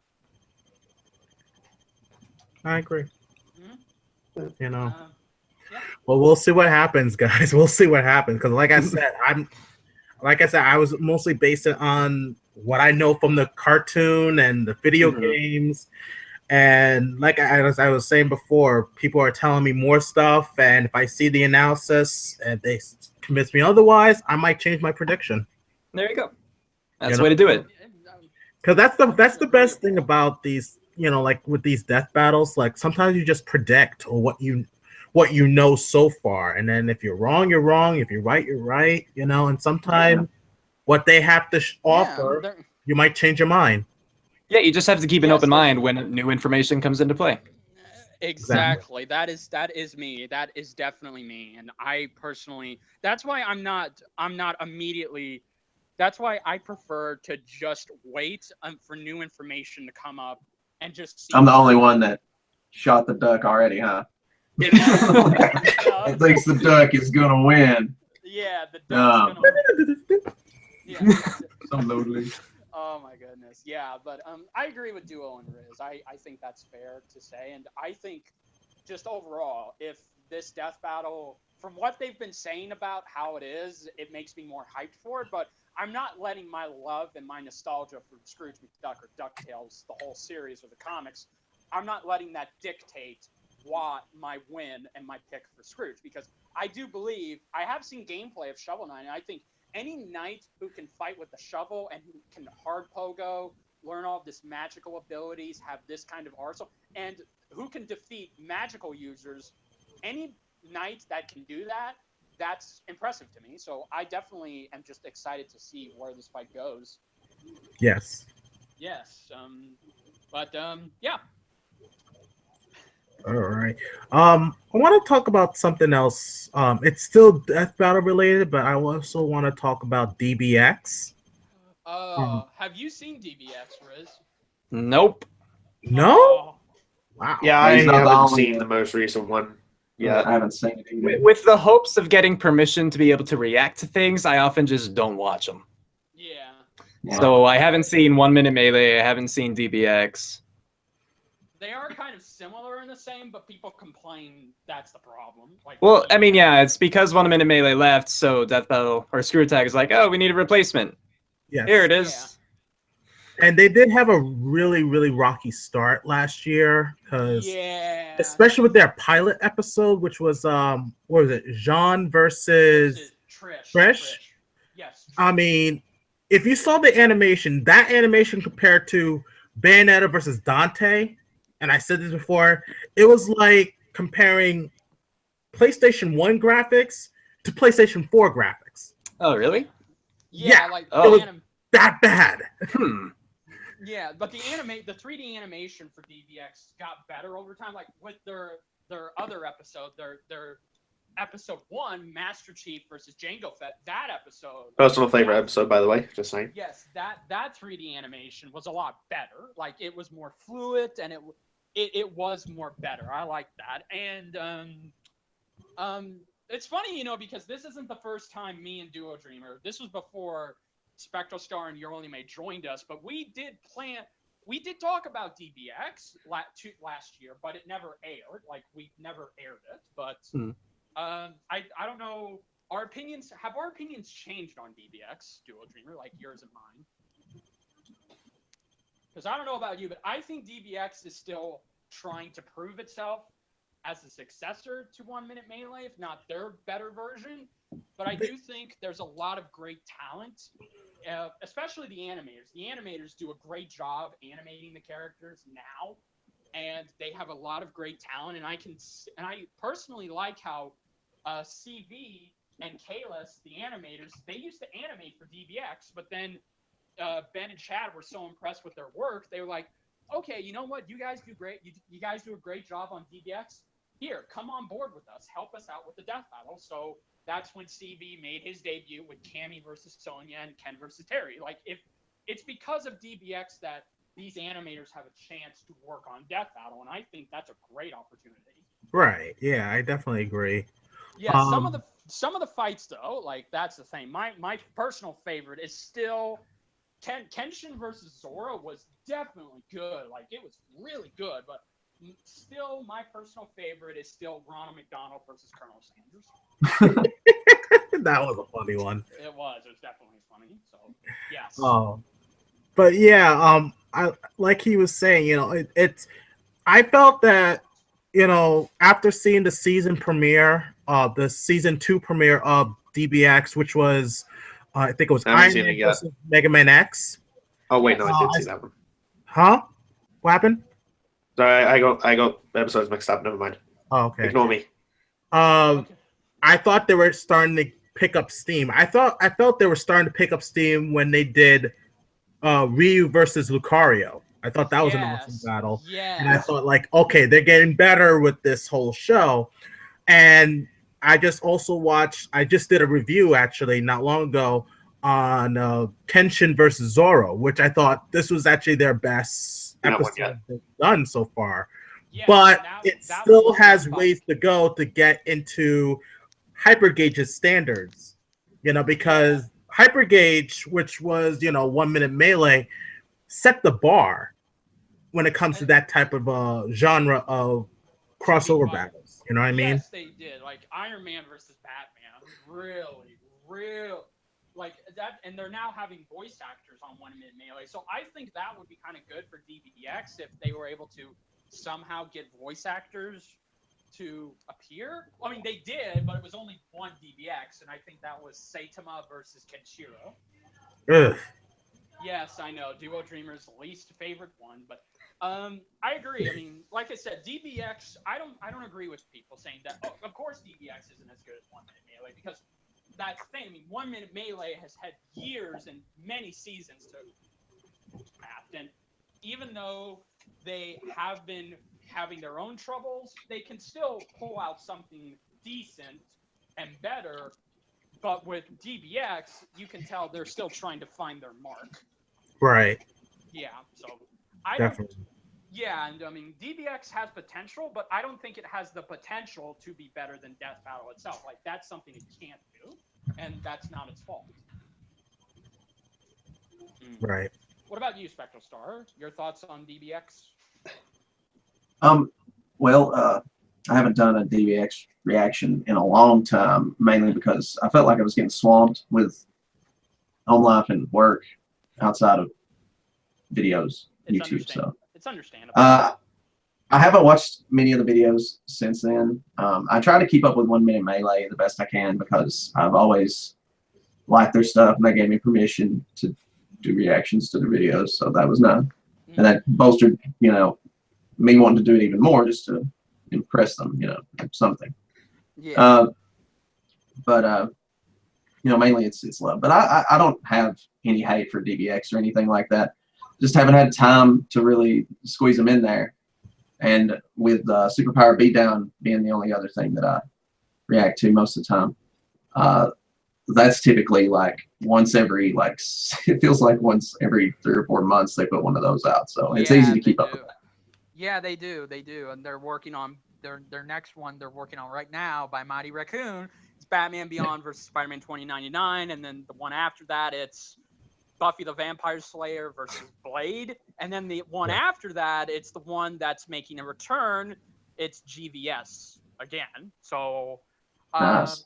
yeah, I agree with that. Like, DBX to me is sort of forgettable, and I forget it's even there. But that's not a criticism or a fault or anything.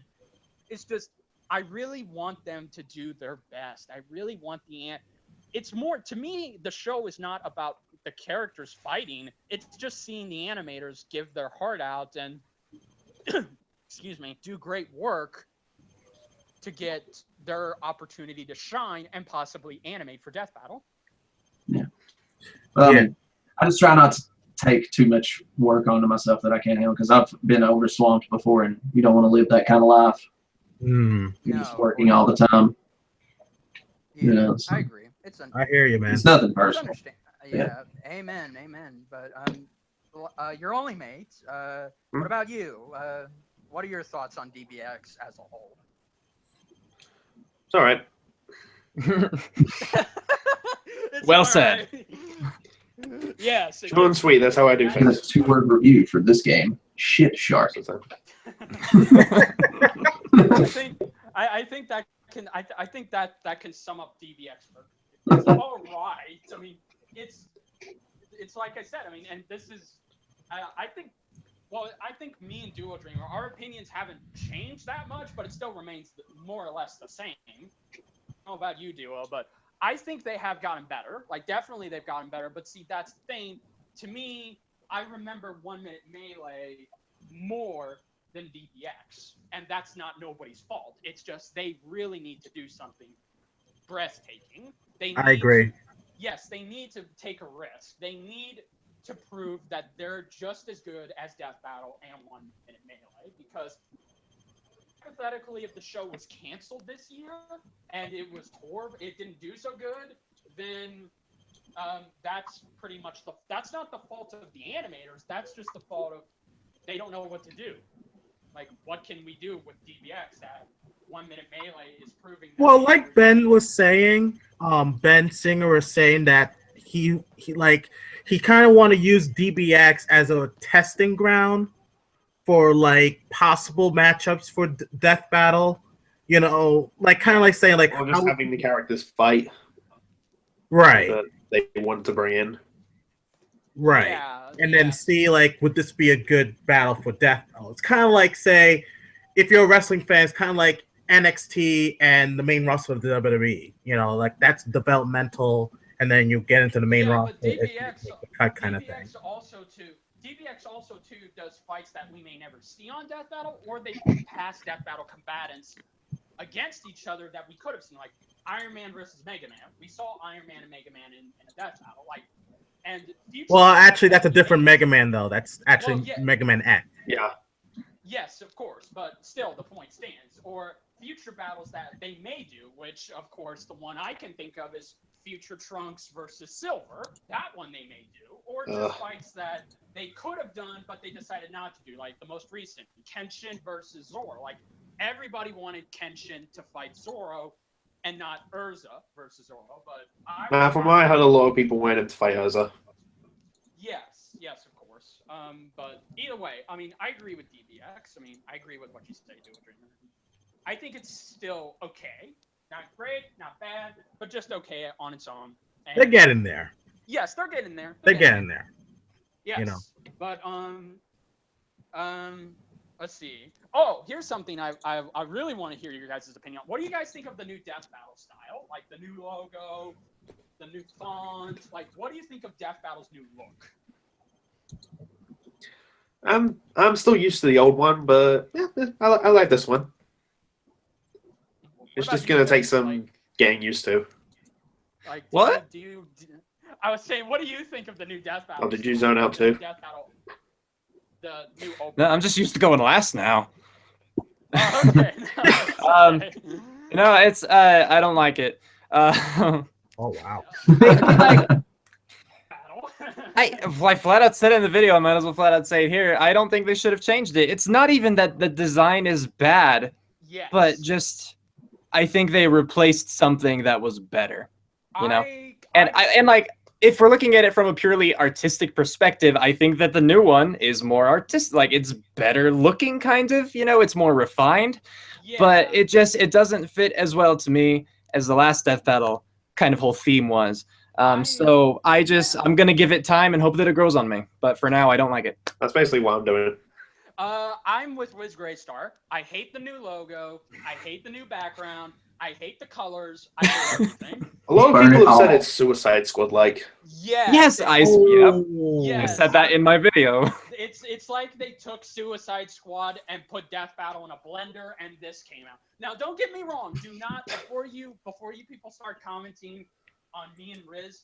Again, hear me. You heard him out. Now hear me out. Okay, I don't mind Death Battle changing things. Like, okay, you can't. Sometimes you have to make changes. You have to keep up with the modern times. But the Death Battle logo was not one of them. Like, okay, like someone actually brought up some good points in comments. They said the Death Battle logo kind of represented the gory and Reddit. It represented the show perfectly. The whole theme. It's gory. It's bloody. And it's kind of the Death Battle logo is kind of Mortal Kombat looking-ish, where that represents the whole theme of Death Battle. Like the logo fit and it describes the theme before they even start the show. So the logo is there to set the mood for you and let you know, hey, this is gonna be gory, this is gonna be bloody, and it's gonna be fucking awesome. Like and I like the whole dungeon look for the old logo. Like I liked how it was in a dungeon. Like it had chains on it. It had spikes. The background was just. It always made me think, and this has been hinted at in all 4 seasons, that maybe Wiz and Boomstick are in a castle. Like that's where they do these fights. I was like, the logo represents that. The logo perfectly represents the theme and the place of where Wiz and Boomstick are. And the whole reddish background. Now, I didn't mind that they made the title, like, you know, the analysis titles. Like, I liked how they made the words bigger, because that was the one complaint a lot of people had about the old one, is that you could barely make out the research notes in the analysis, and I'm one of them. But I have good reading I have good reading vision. I was trying to say peripheral vision. Yeah, my tongue got twisted. But I do not like this because, again, this screams to me, hey, Death Battle's going to be more fun and it's going to be more edgy. It's going to be like Suicide Squad. We're going to have all these colors here. Like, look, we're not bloody anymore. We're here to have fun. We're here to disco and all that. It's just like, that's not what the show is. I mean, even the logo itself is kind of generic looking. I mean, the skulls, the whole logo, it identically looks like Suicide Squad. Like the logo itself, it just looks like Suicide Squad to me. And I'm just like, the logo, as soon as I saw the YouTube version, I was just like, why did they put this up? Like, this kind of takes me out of the mood a little bit. But I get the feeling from now on, like, if they did this, like, say if the Rooster Teeth version is red and then the YouTube version is Suicide colorish, I'm just going to be like, okay, fine. I get to keep my old one. You can have your new one. But if it's going to be like this forever, I'm just like, I'm with Ris Grestar. It's going to take time to grow on me, but it's not something I like. And I really hope they don't make t-shirts out of that new logo, because if that's the case, then I say keep your Death Battle t-shirts like Ris Grestar is wearing. Like, keep that Death Battle t-shirt, keep the old logo, have it live on in your hearts. But as for the new style, t-shirt that's like black with the blood splatter back. That's the one. yeah. To be fair, I would totally buy the old one, even though I have this one. And if they made a new shirt with the new logo, I'd buy that one too. Yeah, me too, probably. Especially if it's in the UK store. As long as they don't have it red and pinkish looking, I'll buy it. I want a V-neck version. Light it red.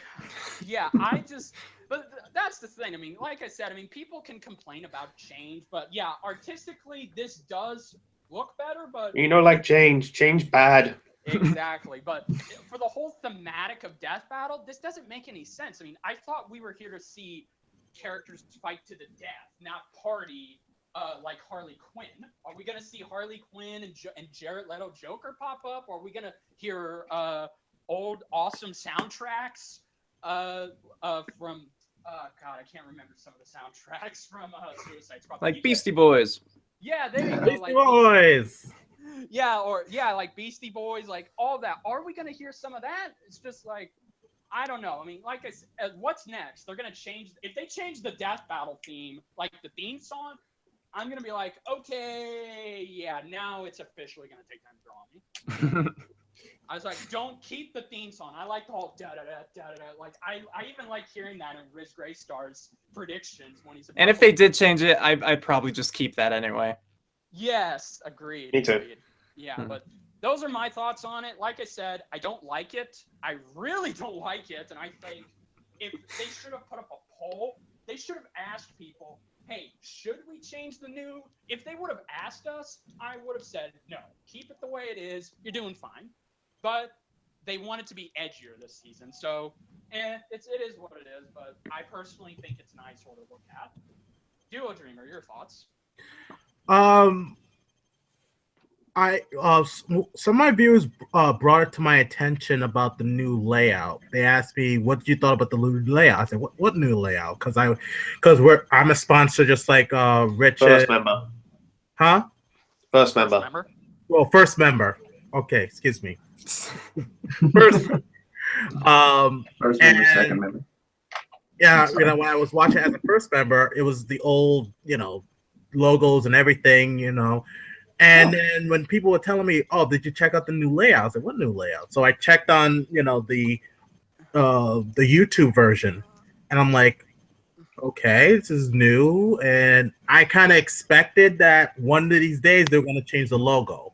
Not all logos are going to stay. I was hoping it would be till season 5 they would change the layout. Like, give it one more time, please. Well, how long has Death Battle been around? It's been around about 5 years. More like 7 or 8. 6 at this point. So, because it started in 2010, and I guess it'll be coming up to its 7th year. right. Yeah. So they've had that same logo for 7 years. So I felt like it was bound to, change Yeah. the. But I'm Change like it up. Riz. If they were going to change it, change it in a way they can keep the old style but have it mixed with the new style, because like I said, that logo does not mix with the old style whatsoever. It just screams we're edgy, you know, we're Suicide Squadish now, like that does not fit. I actually found out as soon as they posted the versus thumbnail, because now their thumbnails for their fights are different. Instead of it being the classic, you know, colored backgrounds with those pictures, I like those. Those are very creative, and I've seen a lot of people make them. They're easy to make, but now it's just like, okay, it's not as simple. I mean, they did change that because the Scrooge McDuck versus Shovel Knight's going to go back to the old style. But now, instead of having verses in the thumbnail, it's just going to have death battle right there, just in case we forget what show we're watching.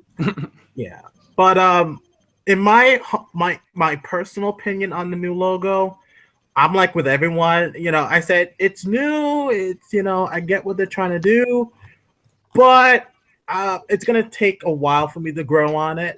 You know what I mean? It's gonna take me a while. But the one thing I would say this is it making people talk about it. Yes, That's definitely true. Yeah. it's got people talking, and is it giving them more attention on it? Yes. Yes. You know what I mean? So as the saying goes, good or bad publicity is still publicity. Very true. Very true. You're only mates. What are your thoughts on it? Like the new style, the new layout? I've already said it. Oh, you did? Sorry, forgot. Yeah. Okay, my bad. Spectralstar, then. You're the last. All right. Well, I don't remember it. You don't remember? I don't remember it. So it must be pretty bad because it didn't stand out at all. That's all I'm gonna say. Okay. Just don't remember it. It's been a while though, I guess. Guys. We're gonna have one more topic, and it's something I know a lot of people want to know: is what are our wish lists for this season, this new season for Death Battle? Like some Matchups, or I guess anything really. Yeah, or hopes like for matchups that we hope to see for this season. Or hopes overall for season 4. Like, what do we want season 4 to be? Right. Yes. And also, too, if we have time, we could take a Death Battle Q&A that we did in the last one, because we really want you guys to ask Riz and us questions. Mainly Riz, because, I mean, come on, guys. I mean, how could you not ask him questions? How could you not ask us questions? Yeah, how dare you? Only do it in his videos. Okay, so let's start with Riz. What matchups you hope to see for this season for honestly, I don't really have any matchups in mind. Like, I would be totally fine with seeing, you know, some anime characters of the few anime that I've actually seen. Like, I'd love to see Kaneki Ken, you know, from Tokyo Ghoul. That'd be great. I haven't like thought about matchups, but it's just like I know that he's from a very competitive anime, so why not? You know, if I have to give someone. But yeah, I don't have. The only real like wish list I've ever had was Toph versus Gaara, and that happened. Yes, that So was amazing. yeah, so I don't know. That's boring, but someone else's turn now. Well, do you at least have any hopes for season 4? Like, do you like have any hopes? Like, okay, can season 4, you know, be like this, or maybe it'll be good or better than the previous seasons? Like, do you? Well, I certainly hope that it'll be good. I mean, I think we should all hope that it'll continue to improve. Like, I hope this one sucks, you know, just to change things up a little bit. Well, people already argued that season 3 kind of sucked. Yeah, I mean, you know, some battles I liked more than others for sure. Well, But, it's the same with like, everyone. Like, Yeah, exactly, and that everyone is has a totally favorite based and upon least personal favorite. preference too. Yeah. I mean, like one of my least favorite death battles is Meta versus Carolina. Oh. Yeah, I know, and that's other yeah. people's favorites here.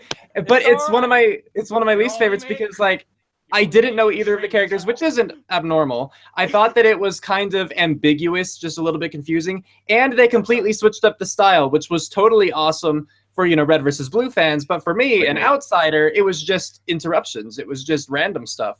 So I can agree. I can probably personally, to me, and you're only made, please do not shoot me later. I can agree with that. I'm so gonna shoot you later.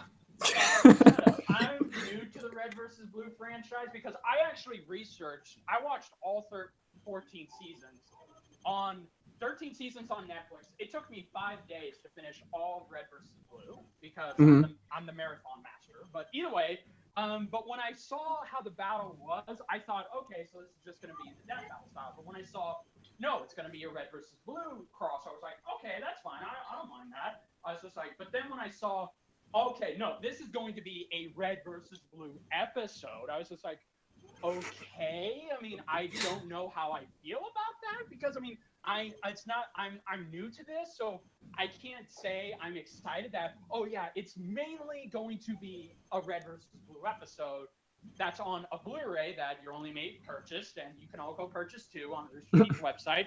Plug done. But I think for me personally, I loved the fight but I would have preferred if, and I did like how they perfectly married the two shows because Red versus Blue did inspire Death Battle. I mean, hell, even one of the characters who we all know and love, Sarge, inspired Boomstick. So, And he is Boomstick's father all along. Yes, of course. So I think, okay, it made sense to Red versus Blue fans why it crossed over and it was mainly a Red versus Blue eccentric episode. But I'm with Riz. I would have preferred if it was just done in the traditional Death Battle style, but just have it try and cross over with Red versus Blue, but still at least try and make it a Screw Attack centric episode because they did nothing. Because I recently rewatched it again, and last year I thought it perfectly married the two, but after rewatching it, I was like, you know, this is just giving more attention to Red versus Blue, but it's still Death Battle, but it's mainly Red versus Blue. So for all we know, this could. So if Red versus Blue fans haven't watched Death Battle, this will be a good introduction to that. But that's the thing. They're barely gonna know what Death Battle is because this is mainly a Red versus Blue. So this is more for them and less for Death Battle purists who have been around for a long time. So that's my thoughts on it. And to clarify, I enjoyed the episode. Absolutely. But I enjoy pretty much all the episodes. So that's how it can still be one of my least favorites, I think. Right. Yeah. Especially considering how many episodes there are. Of course. They're almost at 80. My goodness. But yeah, a lot of it just because, they messed with, wow, I had the word. Just kind of the system of processes and everything. No, yeah, that's agree. That's fine. I completely agree. It's like I said, I know because we are, some of us are Red versus Blue fans, but Your Only Mate is a Red versus Blue fan purist. So it was Basically. So it was more made for him and the other fans, and less for pure Death Battle fans like us. So that's why I think why some people felt alienated a little bit, and even people called them out on it, saying, "Oh, this was just a cop out, and it was just for Rooster Teeth." Like they were pretty much saying the same thing they said for Yang versus Tifa. Like it's the same thing that happened there. It's the same thing here. Like this is basically what this is. This is just them just promoting. This is a giant publicity promotion for Rooster Teeth, which I could see why they did it if it was because now that Screw Attack and Rooster Teeth part of each other, they're partners. Now they can do things. They can still have their own free reign to do what they want, but they have to acknowledge every time, hey, we're on Rooster Teeth. You know, go get a membership to see Death Battles early. Buy all of our stuff at the Rooster Teeth.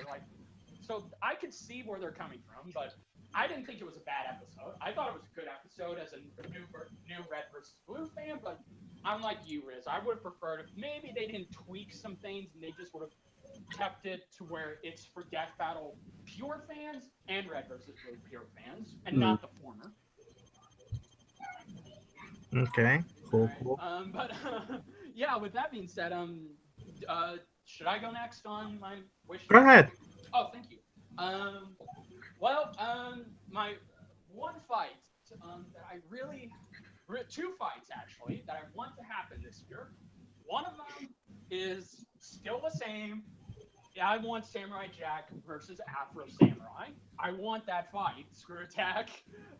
Give it to me, please. Come on. The season 5 of Samurai Jack is coming out next month, and now is the time for them to do that fight. Like, I've been tweeting them constantly saying, when will we get this fight? This is a great samurai fight. And anybody who's never watched Afro Samurai or Samurai Jack, this could be a good introduction to get in the shows for them. And I think people who are into artists and who love samurai films, they'll love Samurai Jack. But if you like mainly gory and nude, crude samurai violence, you'll love Afro Samurai.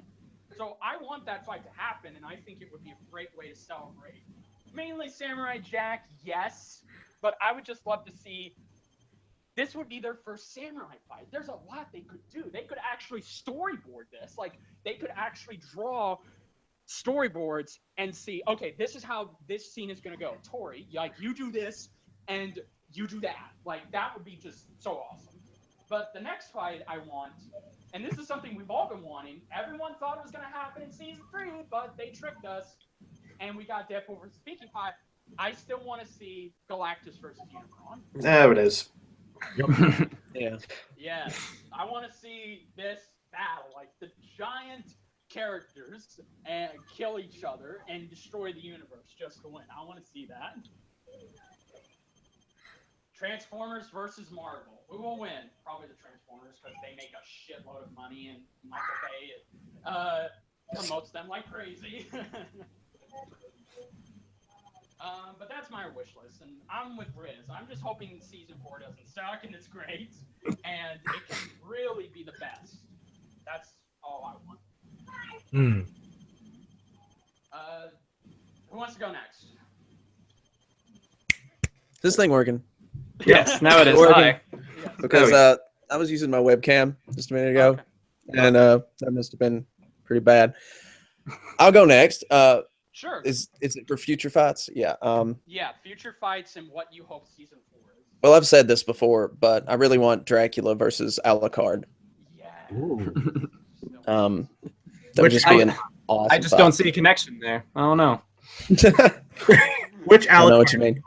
Well, primarily the one from the series, the anime series. Okay, I wasn't sure if you were Sounds like- talking about the I mean, one. yeah, there is the game version. Oh, and there's Dracula's son named Alucard.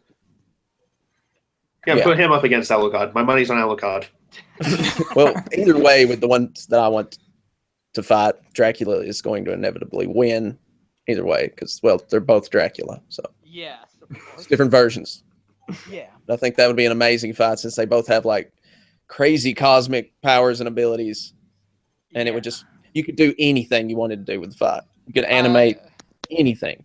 Yes, and I would love to see how they animate Dracula's transformations and just how they handle his sophistication, because Dracula is one of my favorite horror characters of all time, and I've always wanted to see him in the death battle. I personally think I would love to see Dracula. I would love to see a horror battle royale with Dracula, the Mummy, Frankenstein, and the Wolfman. I would love to see a universal, old school 30s battle with all of these classic horror icons. Like that alone would be awesome. But I agree. I've never watched Alucard the series, but I've heard great. You should watch Hellsing because Yes, it is ridiculous what he can do.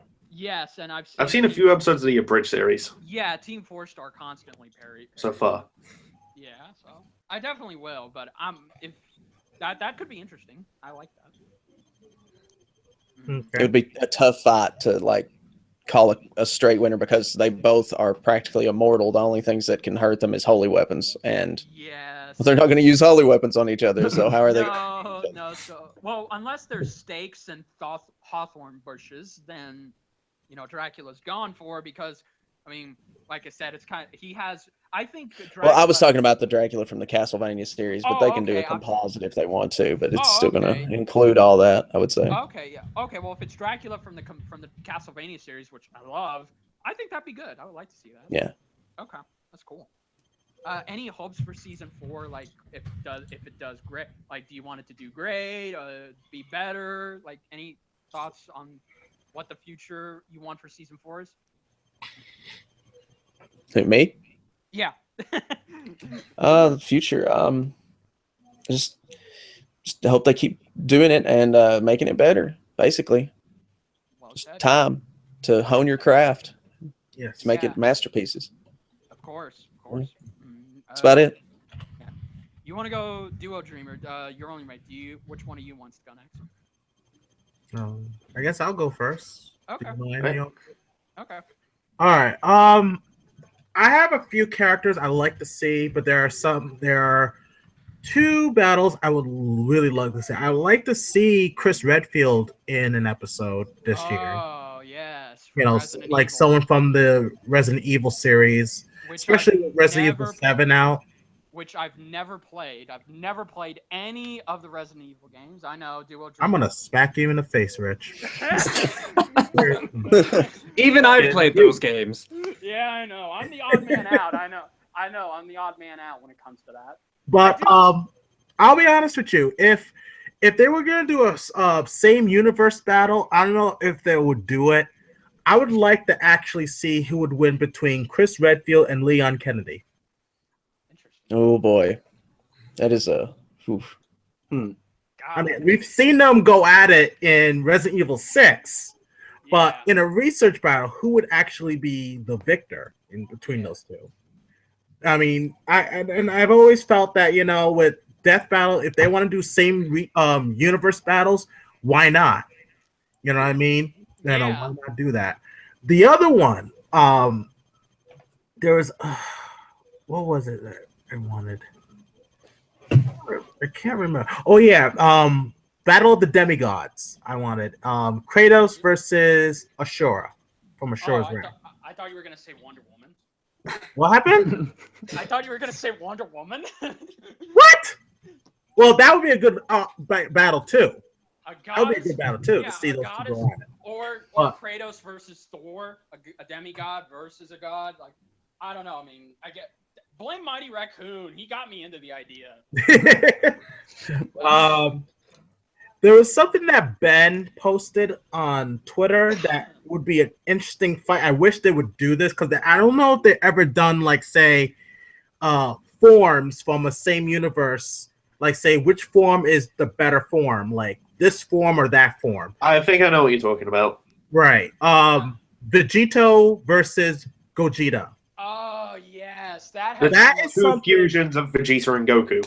Well, Right. here's the thing. I already see that's the thing. Now with the new continuity of Vegito and the new rules of him, some people were saying it could go to Gogeta's favor because for those of you who have not been watching Dragon Ball Super, this is kind of a spoiler. So if you don't mind spoilers, like, does anybody in this chat mind spoilers? I don't mind. Eh. Riz, do you mind? I've never seen like any Dragon Ball Z or any Dragon Ball, my so Why? I don't think it even What? matters at this point. What? I don't mind. Okay. Okay. I'm gonna let the wall take me. Okay. I'm gonna let the I assume it's a mix of Goku and Vegeta Yes. Yeah. because they do the whole dance thing and then they connect and stuff. Well, Yes. one is the dance, the other one is they put on earrings and their bodies get pulled into each other. Oh, okay. Okay. Don't ask. Yeah, but anyway, well, see, here's the thing. In the Future Trunks arc, in Super, it was revealed that because Vegeta and Goku aren't gods, like literal Kaioshins or Kais in this case, their fusions can only last an hour. But if they use up all of their energy in their Super Saiyan Blue form, they will exhaust the power quickly. Kind of like when Super Saiyan 4 Goku and Vegeta fused into Super Saiyan 4 Gogeta. They pretty much wasted so much time playing and toying with him that they exhausted their power. But with Vegito, he does not play around. He does a little, he's a little cocky, but he is willing to use most of his powerful attacks to get the job done. But because he can be exhausted of his power quicker than Gogeta, my money's on Gogeta, but I would say that Vegito given what he's done and the fact that we never have seen, and I kind of blame the writers for this, we never have seen Vegito use Super Saiyan 3. He does know how to use Super Saiyan 3 because Vegito has the minds of Goku and Vegeta. He knows their attacks and he can combine them. Like, he can use the Big Bang. Like, Gogeta can use the Big Bang Kamehameha, while Vegito can use the final Kamehameha, which is the final So many flash. different kinds of Kamehamehas. Yes, exactly. And Vegito... Ultra Mega Destroyer Kamehameha. Yeah, so Vegito has a lot more... I would argue he has more techniques because he has more techniques that can destroy Planet Busters. But then again, Gogeta has that too. But I'm just saying, like, if Vegito was given time and if he was serious and he didn't play around, he would win in less than 10 minutes. Wow. But if he did, then he would be split up back into Goku and Vegeta, and Gogeta would win. So that's my opinion. I know I think would win. Okay. And I would like to see that because I see. How interesting. Yeah. yes, of course. So yeah, I'm sorry, Dragon Ball. I'm so sorry, my loyal Dragon Ball fans, but I call them as I see them. But anyway, also to end this part, my turn. What do I hope for Death Battle? To keep moving up and not plateau or decline. That's my hope for it. Yeah, no, that sounds good. Yeah. You know, because I agree. if they plateau, if they're just as good as last year, there's something wrong. If their product is bad, there's something wrong. Really seriously wrong. But if the quality goes up, then they're in the right direction. Well, they have Tori animating their 3D fights, so the 3D fights will always be the best. Or not, even if the 3D fights are lackluster or underwhelming, like Warcraft versus Nathan Drake, the 3D fights can always get better and better and better. And same with 2D. True, but the thing is, here's my thing though. I always believe that sometimes competition brings the best out of people. Yes, and I feel that they should have more competition. I mean, they are getting more competition right now. Yeah, they have Superpower Beatdown, Minute Matchups, Arcade Mode, Cartoon Fight Club. They have a lot of competition. 1 Minute Melee, even. I can't forget them. So they do have competition, and they do aspire to do better. Right. But so they can't, because they can't get any worse. In my opinion, to me, like they're right now one of the highest. I think maybe the highest crossover battle show out there. They're also the most well-known, and they're the ones that inspired all of these crossover shows, because all of these crossover shows came from Screw Attack. They were inspired by them at one point or another, or they just happened to take elements from them and were inspired to do what they want to do. But but Death Battle does owe, every crossover show does slightly owe what they do to Screw Attack, because they started it, and now they're still able to keep going. Now, even if their battles start to decline, that's the beauty about it. It can't continue to get worse and worse and worse. One battle will be bad, one will be great, one will be worse, and one will be just above average. So it's a loop over and over again. So I don't think they have the potential to get shittier or, worse, in my opinion. Right. But sometimes being on the top, sometimes you do tend to get too comfortable. Yes, I agree. You know, and that's something I don't want for Death Battle. Like they're on the top right now, and if it's one thing I don't want them to do is like say, oh, who's going to compete against us? There's a lot of hungry people out there coming up with these with these crossover battles, kind of like when one person said, what about Battle Royale? That's becoming a good show because I watched it. It's a really good show. Yes. That could be the one that can actually take Death Battle off the mountain. But possible, yes. I so they need to continue to go up and not plateau or decline. That's my hope for season 4. I agree. So you only mate, you're next. All right. Well, as for matchup, I've talked about this on Twitter. People probably know I'm going to say this. So I'm just going to get it over with. Here it comes. Hey. I'm joking Anyway. with you. I'm just joking with you. Go ahead. Anyway, the fight I really want is Blake Belladonna from Ruby versus Mikasa Ackerman from Attack on Titan. There we go. Ooh. There's a lot of similarities between them. I've noticed that the worlds are kind of similar. I love both Ruby and Attack on Titan. They're two of my favorite shows at the moment, and Mikasa is my favorite Attack on Titan character. Blake is one of my two favorite Ruby characters. Yes, and so your only mate has done. Is that? To kind of I was getting to that, Richard. Thank you. All right, you're welcome. Done some calculations for the fight. There you go. I've praised you. I've looked into this fight a lot, so I could probably go into who wins if I really wanted to. I'm probably gonna not do that right now. But yeah, I just want that fight. I think it would make an awesome 3D fight, especially knowing Thorin's animation and just what these characters are capable of. And not to mention the music from both Ruby and Attack on Titan, I think would go really well. Even though we're all going to get copyright claimed for having it in our videos, but hey, how delightful. Yes, exactly. Rooster Teeth has copyright claimed both my Yang versus Tifa reaction and my Meta versus Carolina reaction, just because I have the music. So that's in the death battle. It's not in my video, but it's in the death battle specifically. But if they do use the music, I was like, okay, fine. I don't mind getting a copyright claim, but it's just like, I wish you could use more different music, but whatever. It's okay. It's okay. I know. I'm a Ruby fan myself. I love the music. It's amazing. If only Final Fantasy slapped a big copyright claim on Death Battle for having Final Fantasy 15 battle music in their video, but no. Yeah, exactly. They probably talked to somebody though to make that happen. I agree. Well, you're only made any hopes for season 4? Like, can it be like just any hopes at all for it? Well, aside from hoping that everything gets better and better as it goes on, like everyone else has said. Yeah.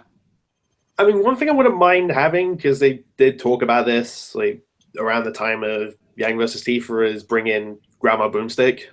Yeah. Like Barbara Dunkelman, by the way. Yes, I would love to see Boomstick's mom. Grandmother. Yeah, sorry. Well, mom and grandma. I would just love to see his whole family. Like, the interactions alone are just amazing. It's like, Grandma, what are you doing here? I mean, Sarge is amongst that, so. Yes, and we've actually, me and your only mate have discovered, what was it, a Boomstick's family tree, and we just came to some ridiculous conclusions, but we'll talk about that in another video because it's too long and complicated. But well, it's not complicated, is it, your only mate? Wait, sorry. I said it isn't complicated, isn't it? Nah.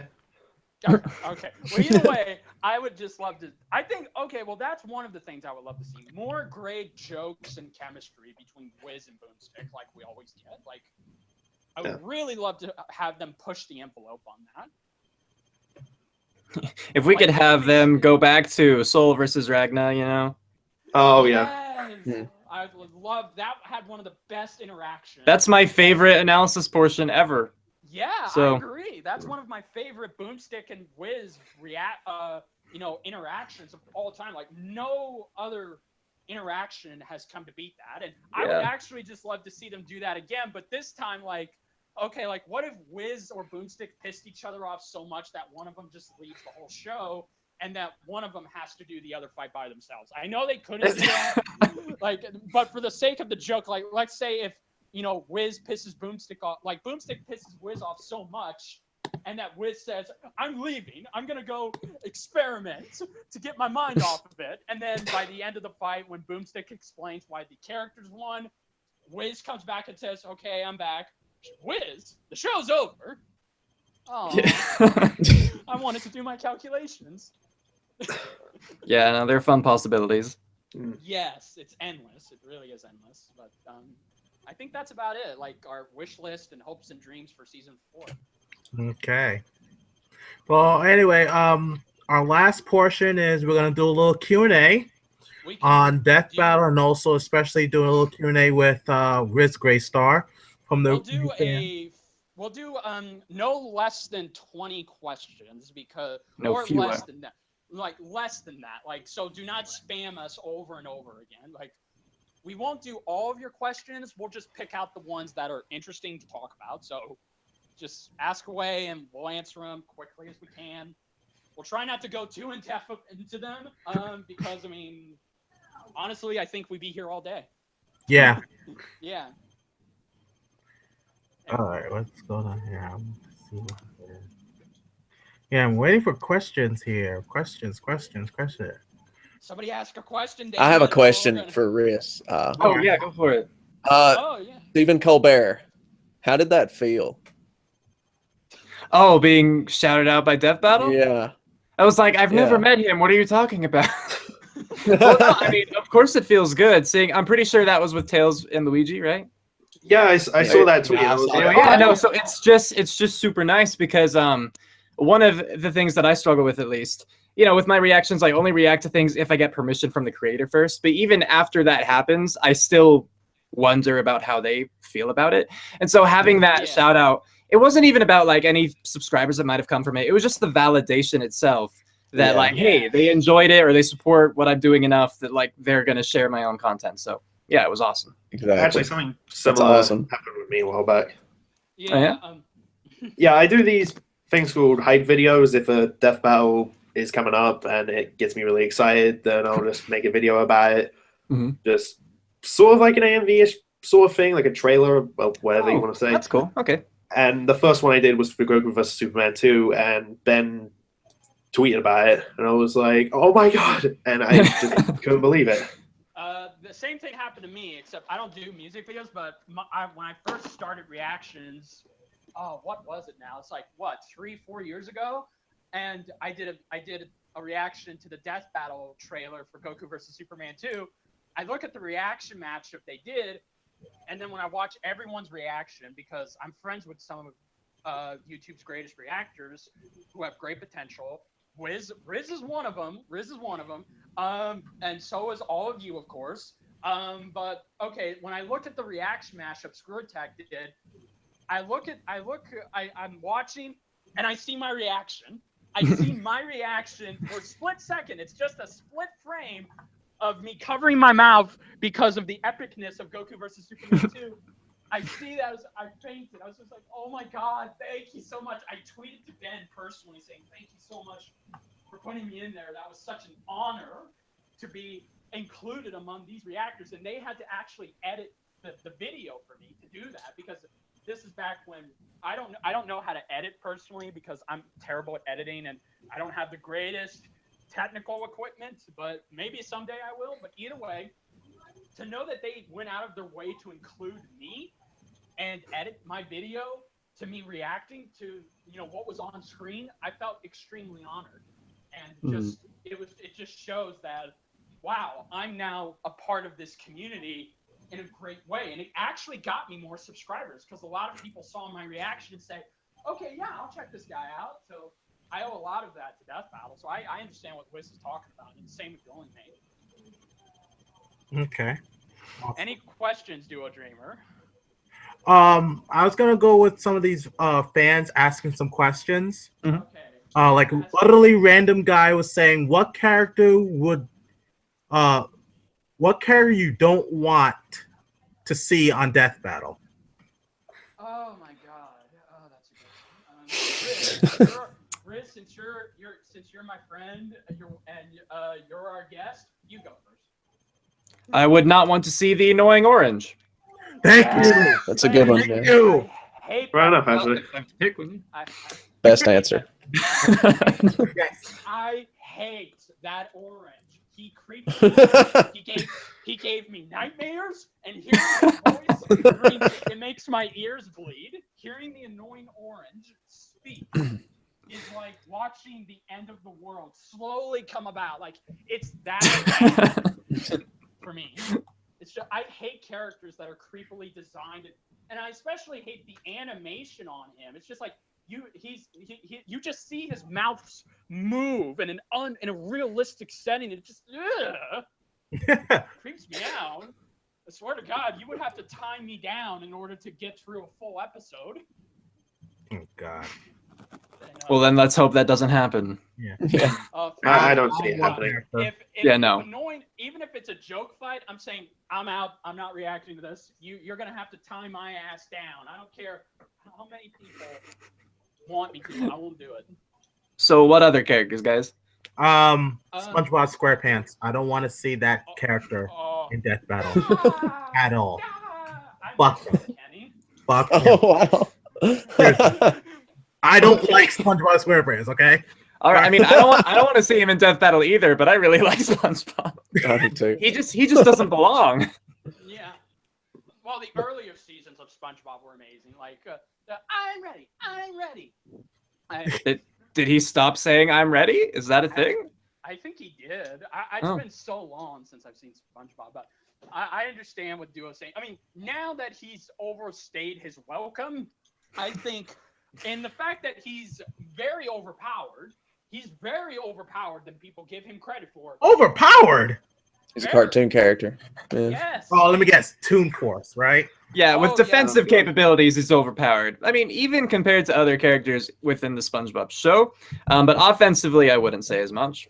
No, absolutely. Just because he's a Unless- sponge, and it's just like he can take anything. He does have superpowers that give him He offensive. just absorbs the capabilities. punch. Yes, Yeah, right. that's I said I'm ready. There's an episode. Yeah, exactly. I remember that Yeah, episode. like no. Like there was an episode where this guy wanted to kill him, and when SpongeBob's scared out of his mind, and then when he finally punches him, he's like, "What?" And then he keeps punching him, and SpongeBob's saying, "You can't hit me," and he's like, "Da!" While he keeps punching, "Da, da!" Like That he's tickles. Yes, Yeah. exactly. That tickles. I think I remember that.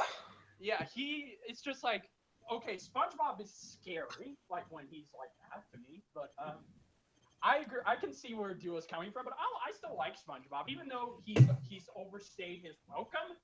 I still respect him.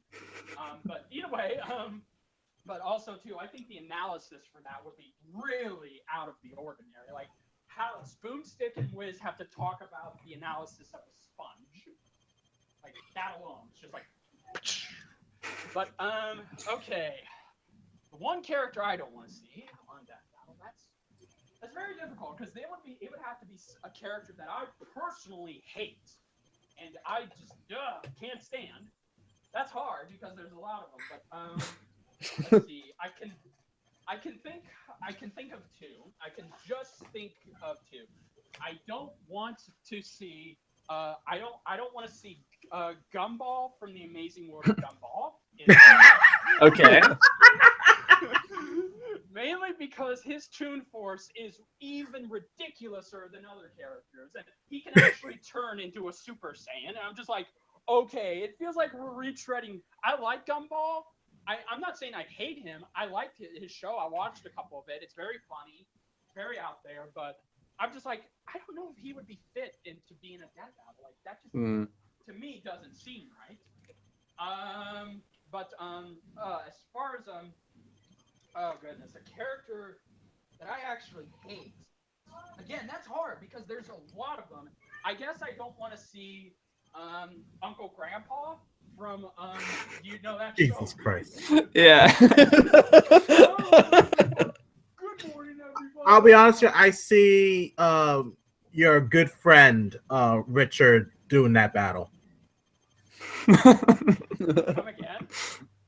What? You know, AR. No. Oh, okay, yeah. Oh, I yeah, see him. definitely. I see him using Angry Grandpa, Oh god, Uncle Grandpa. Uncle Grandpa, whatever. Uncle Grandpa. Uncle Grandpa. I don't I'm know. my own grandpa. I don't No, watch much no, Cartoon okay. Network anymore. Basically, the gist of Uncle Grandpa is he has superpowers, can break the fourth wall, break and define reality, and he helps children in a truck with a fanny pack that has all of these abilities and weapons, and he's best friends with a talking pizza with sunglasses, a tiger, and a green dragon-looking thing. That's the gist of his show. And he talks like this, "Good morning, everybody." Like he's meant to be dumb, but he's actually scary smart. He's actually invaded other Cartoon Network shows, and he's actually helped them out through depressing cancellation. So he's scary, and I would not want my child to walk into the presence of this guy. He's that scary. Like, Bear doesn't compete to Mr. Popo, though. Oh God. Yeah, that's somebody. That's something you could say, but I'm just saying right now, I would challenge you all to watch one episode of Uncle Grandpa without turning off or looking away from the TV or the screen. Like, it's hard to do. And even my own girlfriend and I, we constantly hate on this character. We want to see Death Battle put him in here. Like, even if it was to be funny or jokey, no, leave him out of Death Battle, please. Those are my characters I don't want. You're only mate. Do you want to go? I can't actually think of one. I've been trying to, but Well, you said Popo. So you're all... well, Popo wins any fight regardless. So let's just leave it there. Especially if we're talking about it. Well, he's scary, man. Oh, speaking of. So no other characters you can think of. Not right away, because I'm trying to think of characters I don't like or just like but wouldn't want in Death Battle just for the sake of my own sanity. Although, once been confirmed at this point, not going to go into detail of that. So let's just leave that alone. Okay. Let's just wait, move on. I got one last one before I get to Spectralstar. But this is a character I don't want to see, not because I hate, but because I'm afraid if she's going to lose. And that's Fluttershy from My Little Pony. I don't know about you, Riz, but I don't want to see her in Death Battle. I don't want to think of the possibility. I can understand that. I can understand it. Yeah. She's too fragile. See? Although she is scary, but I just like, what if she loses? I don't want to see her die. Then again, I didn't want to see Rainbow Dash or Pinkie Pie die, but then either way, I don't want to see a weaker MLP character in Death Battle because of my fearness of them dying. Though if it were Fluttershy against anyone, I would say Cassie from Dragon Tales. Just throwing that out there. No, that's fine. Just say it. No, See, while you guys had your Disney Channel, I had PBS Kids. I had PBS Kids exactly. too, but Well, I mean, everyone had PBS Kids, so that's the thing. I had well, PBS. with me it was Sesame Street. It was oh my God, no. Wait a minute. Mr. Rogers' Neighborhood. Yeah, Mr. Rogers. I remember Not that. this Daniel Tiger's Neighborhood. Yes. Do you remember? Oh God, I loved PBS. I loved watching that. Okay. Want to go to a next question? Oh, Yeah, how long have we been on this question, actually? Yeah, for a while. That's why I just want to say, don't put any car ads in the Death Battle, please. Just let They're that go. so gosh darn relevant. No, that's actually a meme, Ris Grestar. Yeah, Spectralstar you should watch Star's reaction to Tracer versus Scout. Yes. Yes, Every time he sees car ads or cars in general, he's like, cars, they take it over. Cars. I have seen that a ton in the chat, so I assumed it was something. Yes. I'm just taking them all. Yeah. Okay. Tank Daddy 856 was asking who is better, Wiz or Boomstick? Well, first, better. before That's we a answer, generic sorry. term. I was gonna say before we answer, I gotta say Tank Top Daddy. That's a great name. I like that. Very creative. It shows your fashion. I like that. It shows you're not afraid to wear a tank top. That's good. I like that. Anyway, you were saying Riz, like generically that sound. Well, I just mean better. Better Yeah. how? Yeah. Like, I don't personally. I don't know about y'all, but I don't think neither is better. But I don't think one can go without the other. I will Well, I just mean, they're the- throw this out there. Boomstick has a doctorate. Wiz doesn't. That is true. Like, Boomstick also has a shotgun for a leg and has done crazy ass shit, while Wiz is just calculations. So, But it's like, if we're going to say, who's smarter, we can probably answer that. Who's more combative, we can probably answer that. Who we like more, we might even be able to answer that. But who's better? That's just such a, Yes. too broad. I think they're both better together. Like Classic that- comedic duo, yeah. Yes, exactly. When's the wedding? Because, yeah, they're yin and yang. They are perfect comedic foils for each other. Like they're like, do you guys? I know I'm gonna sound really old here, but they're to me they're like the modern day versions of Abbott and Costello. Yeah. You have the straight man and you have the comic relief. yes, exactly. Which pretty much Wiz is the straight man Mhm. and Boomstick is the comic relief. Yes, exactly. So I don't think they're better. I don't think either one of them is better by themselves. I think they're better together. And if one of them was to not host the show without each other, I think that could be funny given the potential and the writing. Excuse me. Or it could be bad because one of the Ben and Chad can't play off of each other. Yeah. Yeah. So I think they clarified who's the better host. So if we had to pick just one to be in Death Battle, who would that be? I would say Boomstick. Okay. I'd say Wiz. I can't pick. I can't. Because But I for can't me, choose. like, while I love Boomstick's character and everything, and I agree, Yes. the better, of course, is having them both. I like Death Battle for the analyses portions. So That is that's true. what Wiz provides. So I'd have to, if I had to pick one, I'd stick with him. Yeah, I just and think with just Wiz, it would be kind of boring in a way. Yeah, but I mean, yeah, that's true. But he's the only one who could confidently, not confidently, but he's the only one who could hold the analysis portion, confidently and do it like it's nothing. Like with Boomstick, he struggles a little bit to understand and try and keep up with Wiz. Yeah. Yeah, like in Flash versus Quicksilver when they were trying to explain the Speed Force, and he's just like, what? What? Think of the Force in Star Wars, but instead of Jedi, it's people who run fast. It's comic book speedsters, yeah. Spectralstar, you're only made. Do you have any thoughts on who is better, personally? Well, I like both. Okay then. I like them both too, but I think I'd rather listen to Wiz talk because, well, I don't know. I just think Boomstick would kind of get old after a while, I can see making that puns and stuff constantly. I like Because that's what he'd have to do. He would have to make puns and jokes throughout the whole thing, and Wiz could just talk. I mean, yeah, about the Boomstick character. is a fantastic compliment, and Wiz, he might be a little more boring on his own, but the show, the core of the analysis at least, is I mean, Wiz. in terms of the pun side, Wiz has done that too. Like when Boomstick asked what were the writers of Scott Pilgrim on, heroin. Yeah. And by that I mean a strong female protagonist. Yeah, but True, yeah. Yeah, but the puns are more better delivered by Boomstick, Chad, because with Wiz, they're meant to sound boring and not knowing what he's doing. Like if he's smart as he is, he can't get girls, and he doesn't know how to do a pun correctly.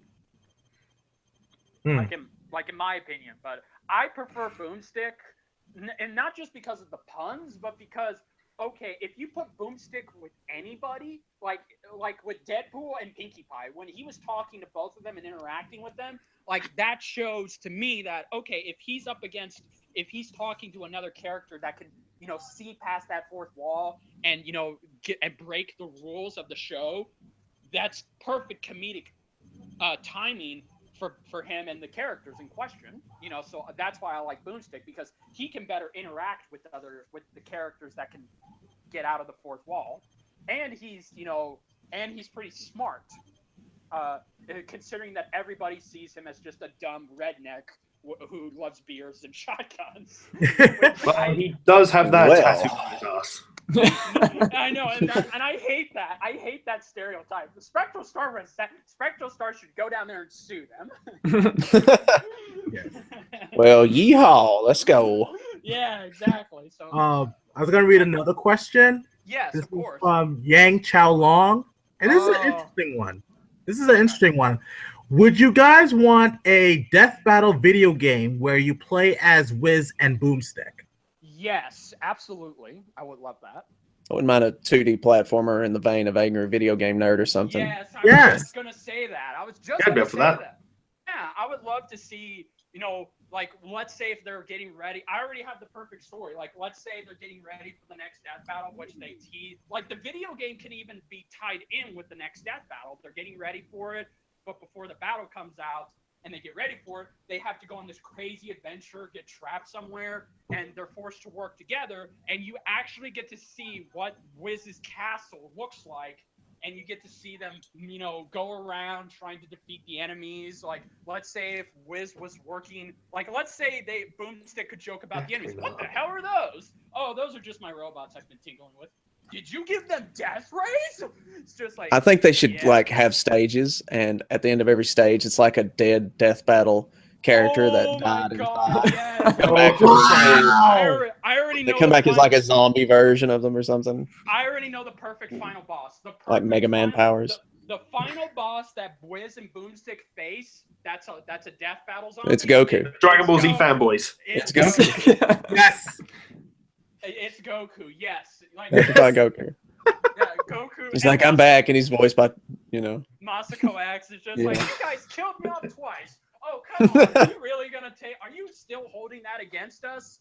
Now I'm going to make you pay with toughness. Dude, we should actually give this idea to Ben and Chad about making a video game out of this. Yes, I would love it to be a 2D side scroller, like with weapons. Like with Boomstick, his weapon can be his shotguns, like guns and all that. And with Wiz, it's like lightsabers, rays, and all this kind of scientific stuff. Like there's so much possibilities they could do with this. What about you, Wiz? Would you like that? Would you play it? Would I play it is another question, but if there were to be a game, I would want it mostly for the sake of like learning more about Wiz and Boomstick themselves as characters. So yeah, learning about their arsenals and their various skills and abilities. That would be where I would really want to see it. Of course, I would want it to involve some kind of story, but the main purpose for me playing it would be just to learn more about them. I think it'd be cool if they had a backstory before the game even starts. Like they say, so you know about Wiz and Boomstick from Death Battle, but here's their origins, and then they explain how these characters met and how they came to form Death Battle and all that. I think that'd be good too.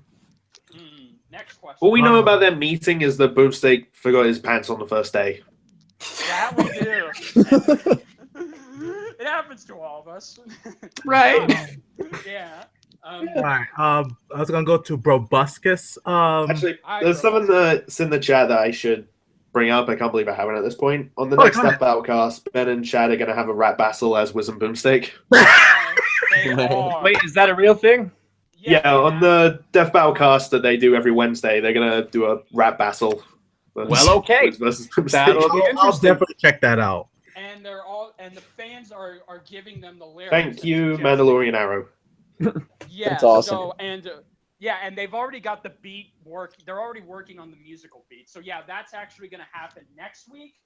It couldn't happen this week because Chad James was Austin with Rooster Teeth. Yes, he was at Austin with Rooster Teeth, so he couldn't do it. So yeah, we're gonna get to hear them rap, and I'm thinking I love rap battles, so I'm like, yeah, let's do that. That'll be cool. I'm excited for that. Yeah. Anyway, on to the question by Brobuscus. Dreamer. Yeah.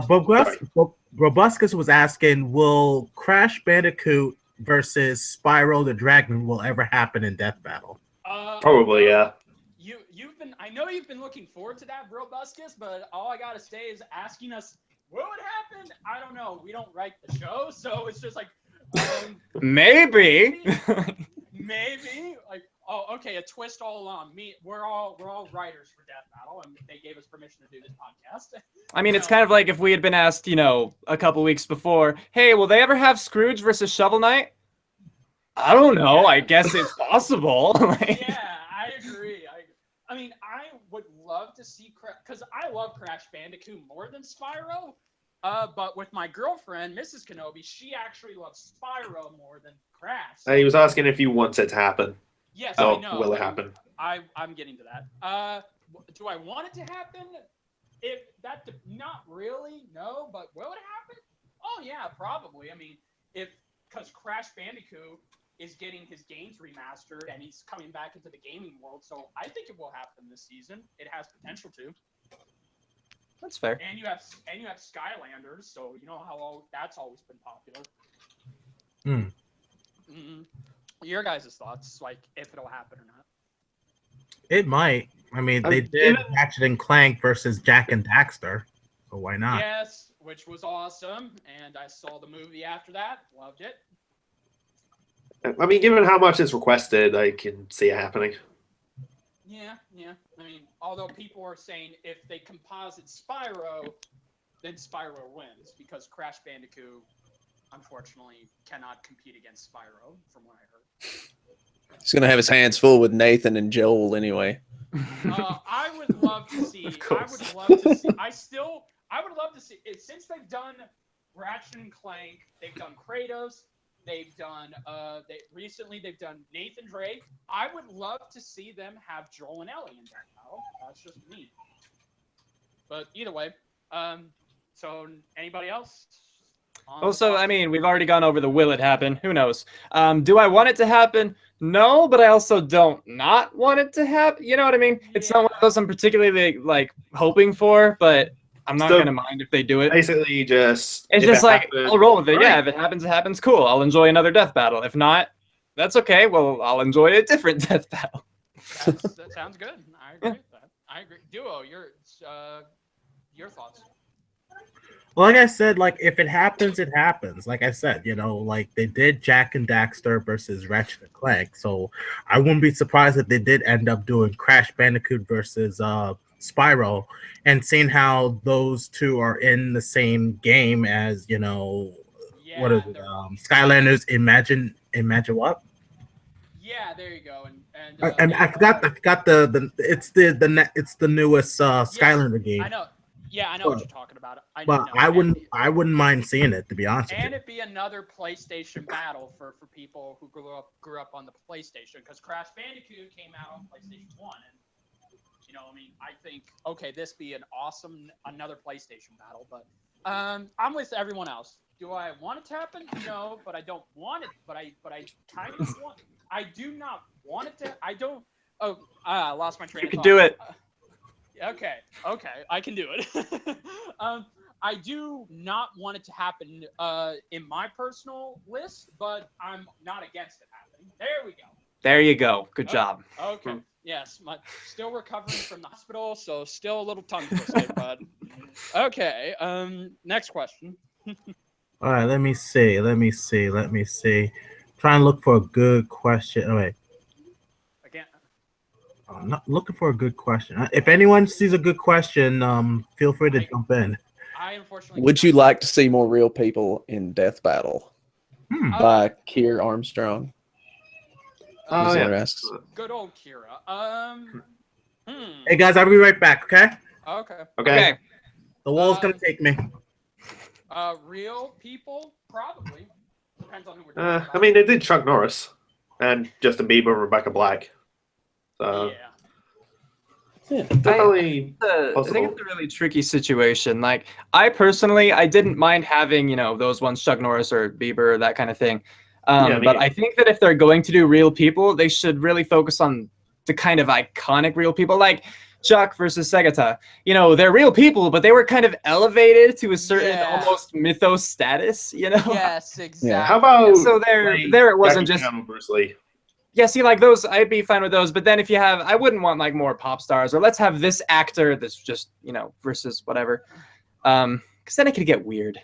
It can. And I wouldn't want it to be like, yeah, we're gonna just pit random celebrities against each other. Yeah, and Justin Bieber versus Rebecca Black didn't really do that good because I mean it was two pop stars that were annoying. Although I think a lot of people were just happy at the fact that Justin Bieber died. Yeah, but the execution could have been a lot better back then, and even they said maybe we could have done better. But Chuck, if they do another legendary fight with real actors, or it doesn't even have to be actors, singers, or you know, it could be presidents. Like, let's say if they did Abraham Lincoln versus George Washington, like Battle of the Presidents. Like, if they did something like that, I'm thinking, okay, now. Yeah, I'd be more okay with that. Yeah. Yes. If you guys want to see fights like that, Celebrity Deathmatch was on like in the 90s. So they did a ton of versus battles with dead presidents and stuff like that. It's Yeah, crazy. exactly. I agree. I remember. I love Celebrity Deathmatch, but yeah, I agree. I would definitely like to see more real people, but if it's executed right, because that's why they do fictional characters, because fictional characters are more easier and better to do than real people. Mm-hmm. Yeah, I mean, because it's like Riz said. I mean, with Chuck Norris and Segata Sanshiro, they were elevated to have their own mythos and do all of this non-realistic things that really is laugh out loud worthy, like Chuck Norris pushing the earth down, or Segata kicking a baseball, or throwing another person into a soccer goal. It's just like stuff like that. It's just like, okay, it's out of this world. Somebody, Galvatrix asks, I have a question. Do you guys would like to see a death battle fight between Ben 10 versus Generator Rex in season 4? That's been requested. So people have also been suggesting Ben 10 versus Beast Boy from Teen Titans, but Generator Rex has been popular. Yeah. Since I grew up like watching Ben 10, then I would absolutely love to see that. I think it'd be pretty sweet. I would love to see Ben 10 in a death battle overall. I mean, because it's surprising that they haven't had him. I mean, because he's had so many cartoon incarnations at this point. I've got to say, I don't know anything about either one of the franchises, so. Oh, okay. Well, do you know the basics? Like Ben 10 is this character who can transform into like 10 aliens with this. Well, it's way more than 10, but. Well, yeah. I've heard about it. I mean. Okay. Generator Rex, I never watched that show. I mean, Ben 10 did cross over with Generator Rex back in 2010, but I never got into Generator Rex for some reason. So maybe, but then I'd be rooting for Ben 10. But I would watch Generator Rex just to know more about the character. What about you, Riz? What do you think? Oh, crap. Duo Dreamer's back. He scared me. Oh. I haven't seen either of the shows, so I have no opinion. Okay. Hey, I'm not alone. Awesome. Okay. Duo Dreamer, since you're back. I've only seen one. Does that count for anything? One show or one episode? Just one show. Okay. I've seen it counts more than I got. I mean, you could still say whether or not you'd like to see that character in the death battle, I guess. Yeah, there you go. I mean, in terms of, you know what? I'm just going to stop talking. It's okay. That's the spirit. That's how podcasts work. Yeah, exactly. But no, I've seen all of the Ben 10 shows except the recent reboot version, which goes back to how the show used to be like. But I have not seen. Yeah, I would love to see Ben 10, and I think if it was done in 2D or 3D animation, the animators could have a lot of fun picking all of these alien forms that Ben has, and the analysis for Ben could be a lot of fun. And obviously, for obvious reasons, they would use they would combine all of his incarnations together, because how could they not? Because Generator Rex. Well, what do you mean? What do you mean composite? Like, I'm pretty sure from regular, like before that new one, it's still the same. Like no, it's not. No, character. it's not. No, it's not. It's not. It is the same name, and the same character, but it's not his adventures on each show. Like the original 3 shows were canon, and they took place in the same universe as Ben got older. Yeah, that's what I'm on about. Yeah, but the newer shows that after that, no. If they use those versions, then I'm not on about that. Okay, then yes, those 3 shows like Ben 10, Ben 10 Alien Force, Ben 10 Ultimate, yes, those shows, yes, definitely. Yeah. Duo Dreamer, are you back? Yeah, I am. Okay, well, did you watch Ben 10 or Generator Rex? Because to be honest with you, I don't watch that a lot. Oh, so that's 3. But I know of Ben 10. I don't know the other show. I haven't really watched an episode of Ben 10, except like sometimes my son watches it, but yeah. Other than that, I really don't know much about them. Yay, there's 3 of us. Awesome. Yeah. Power in numbers. Yeah. Anybody can find the next question. We should really next time we'll have to leave a link to the chat for Wiz so he can look at the questions. Todd Mitchell asks, how would you guys feel if you were in a death battle and had a 50% chance of winning or losing? Well, I don't know about you, Todd, but I'd be wetting myself probably. Yeah. In fear. Kill everybody. As I said, I don't want to kill anybody in death battle because one, two of my names are from two popular characters. So already that kind of gives me an overpowered advantage. So I don't want to do that. And if we all fought in a death battle, then Nervebender would be off the air. So why would you do that to us? Like, and why would Riz be in a death battle too? Like, why would poor Riz be in a death battle? Actually, Riz would. That's my next reaction. I'll upload it. It's just my chair. Yeah. I'm no longer present. The chair. I think Riz would. The chair Riz just sits there as the his power level is over 9,000. Oh, actually, that was kind of related to. For this question, I would have to tack on another question and be like, what would I be up against? Because if I'm up against Goku and I have a 50% chance of winning, that is awesome. I'm a lot cooler than I thought I was. Yeah. But if it's just me against like some other dude, that's, well, first a little disappointing, and then I'm probably gonna die. Yeah. So that's not good. But No, I don't consider okay, this is gonna sound really strange, but I don't consider myself worthy enough to be in a death battle. That's just how I feel, because I mean, I'd be honored, but I'm just like, I don't think I'm worthy enough to be in a death battle, because my character, or is it my character, or is it just me specifically? You know, that's another question. It's like, It didn't specify, but you can pick one. okay, well, if it's me, like if it's my real name, Richard Monet, if it's me, yeah, people already know my real name, so it's okay. If it's just me by myself and not the YouTube persona, then I would have a slight chance, because I did take some karate and martial art classes when I was a kid. I do know basic firearm. I do know how to practice with basic firearms. I do know some swords. I know my way around the sword. I can run pretty fast, but if I'm going up against a character like Riz, if I'm going up against someone like Goku or Vegeta, then I'm fucked. I was like,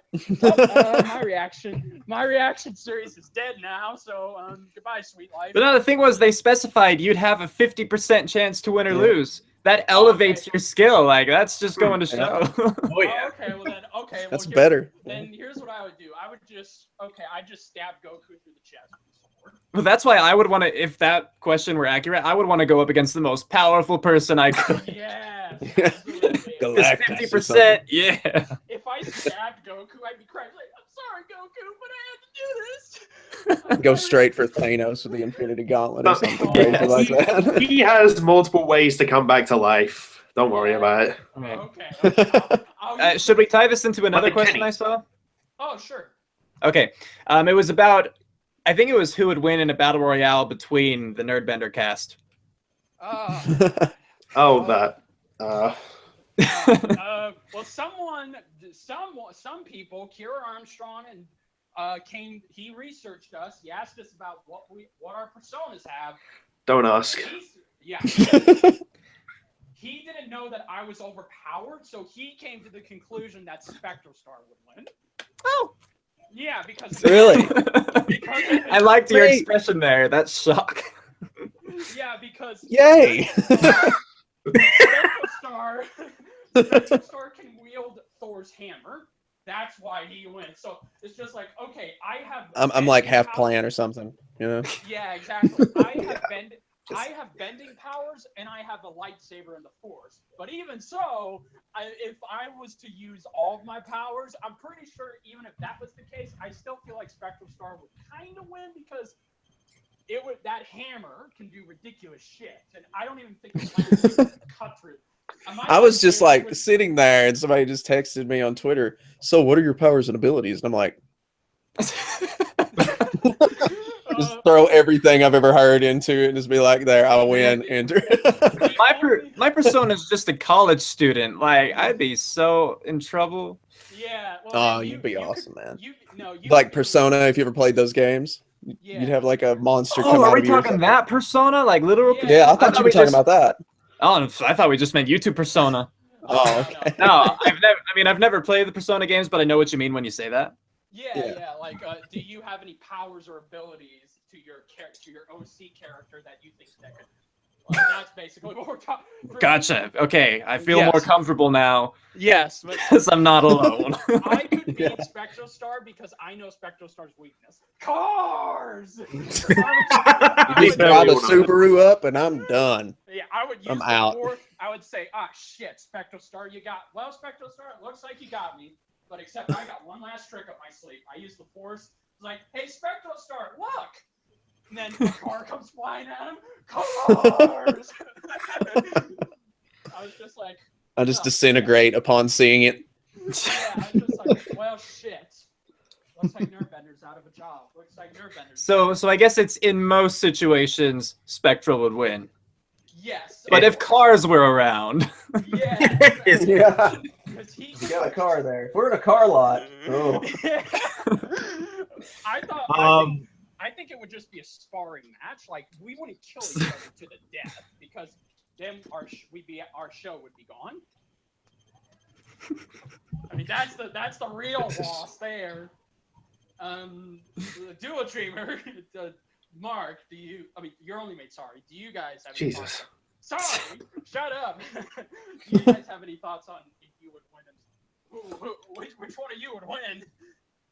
Wasn't this actually going to be a written death battle on the Phantom Wiki for reasons? Wait, what? Seriously? Oh shit. Yeah. For this was brought up. Jeez. Okay, sorry. Even better, someone, a YouTuber named Johnny Myers, offered to do animations of all four of us fighting each other, or us fighting a zombie apocalypse. So that was kind of cool. But it's like I said, Duo Dreamer and Your Only Mate, unfortunately, would not last that long because Duo Dreamer, his special powers is hat. His hat is like Captain America's shield. He can just throw the damn thing. And he has his wrestling abilities.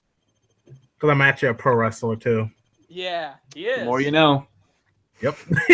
Although I think I would know. Although I would have to actually add intelligence too, because I'm also a school teacher as well. Yeah, see, that's the thing.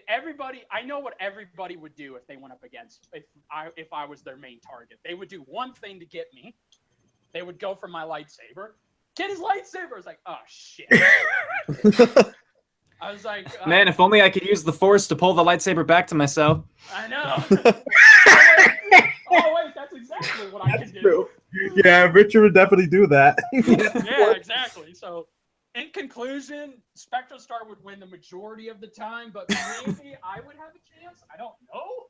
I mean, Okay, only if cars are involved. of course. Yes. All right, another question then? Is it time for that? Please. Yeah, please. I was hoping we could do one more question because I have to get going somewhere. Is that a possibility? Okay. All right. One more question. I think I was gonna do this one from the Saint of Brawlers, which is Wow. and he was asking, what are your thoughts on returning characters, and are there any you'd like to see return, like returning characters on Death Battle? Oh my god. That is a good one. Well, I mean, my thoughts on. Well, actually, no. Riz, do you want to go? Because I mean, I think. Yeah. Okay. So my thoughts on it, like personally, I'm fine with it, but I think that as a show, they should be careful, just because so much of the fan base would rather see different characters, and I don't blame them for that either. But at the same time, I understand wanting to return characters because there are going to be so many, good matchups that you don't just want to limit yourself to just one. So I think that they should definitely be spaced out. Most of the time, new characters should be introduced. Yeah. But as far as I personally am not opposed. It's just, it comes with its own risks, As for whether or who I want to see come back, I honestly, I don't know. I haven't really thought about it. Nothing jumps to my mind. So yeah, it's another one of those it's not a cop-out answer, but I just don't know. I haven't thought about it. Oh, that's fine. Oh, that's fine. Yeah. Okay. I guess I'll go next because Okay. I have two, but mostly was fulfilled in season 3 because I wanted to see Deadpool come back and fight Pinkie Pie. That was my dream matchup since season 1 of Death Battle began. Since they did Rainbow Dash, which Rainbow Dash versus Starscream made me a brony. I wanted to see Deadpool versus Pinkie Pie, and I'm glad I got to see that. That was amazing.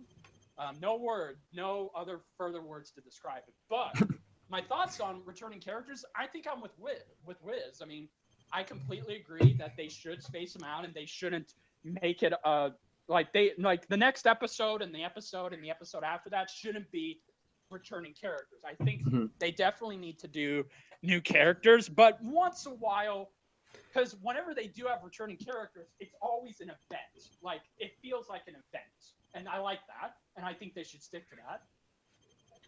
But as far as which characters I'd like to see come back, I would actually like to see Toph come back and fight Terra from Teen Titans. Ooh.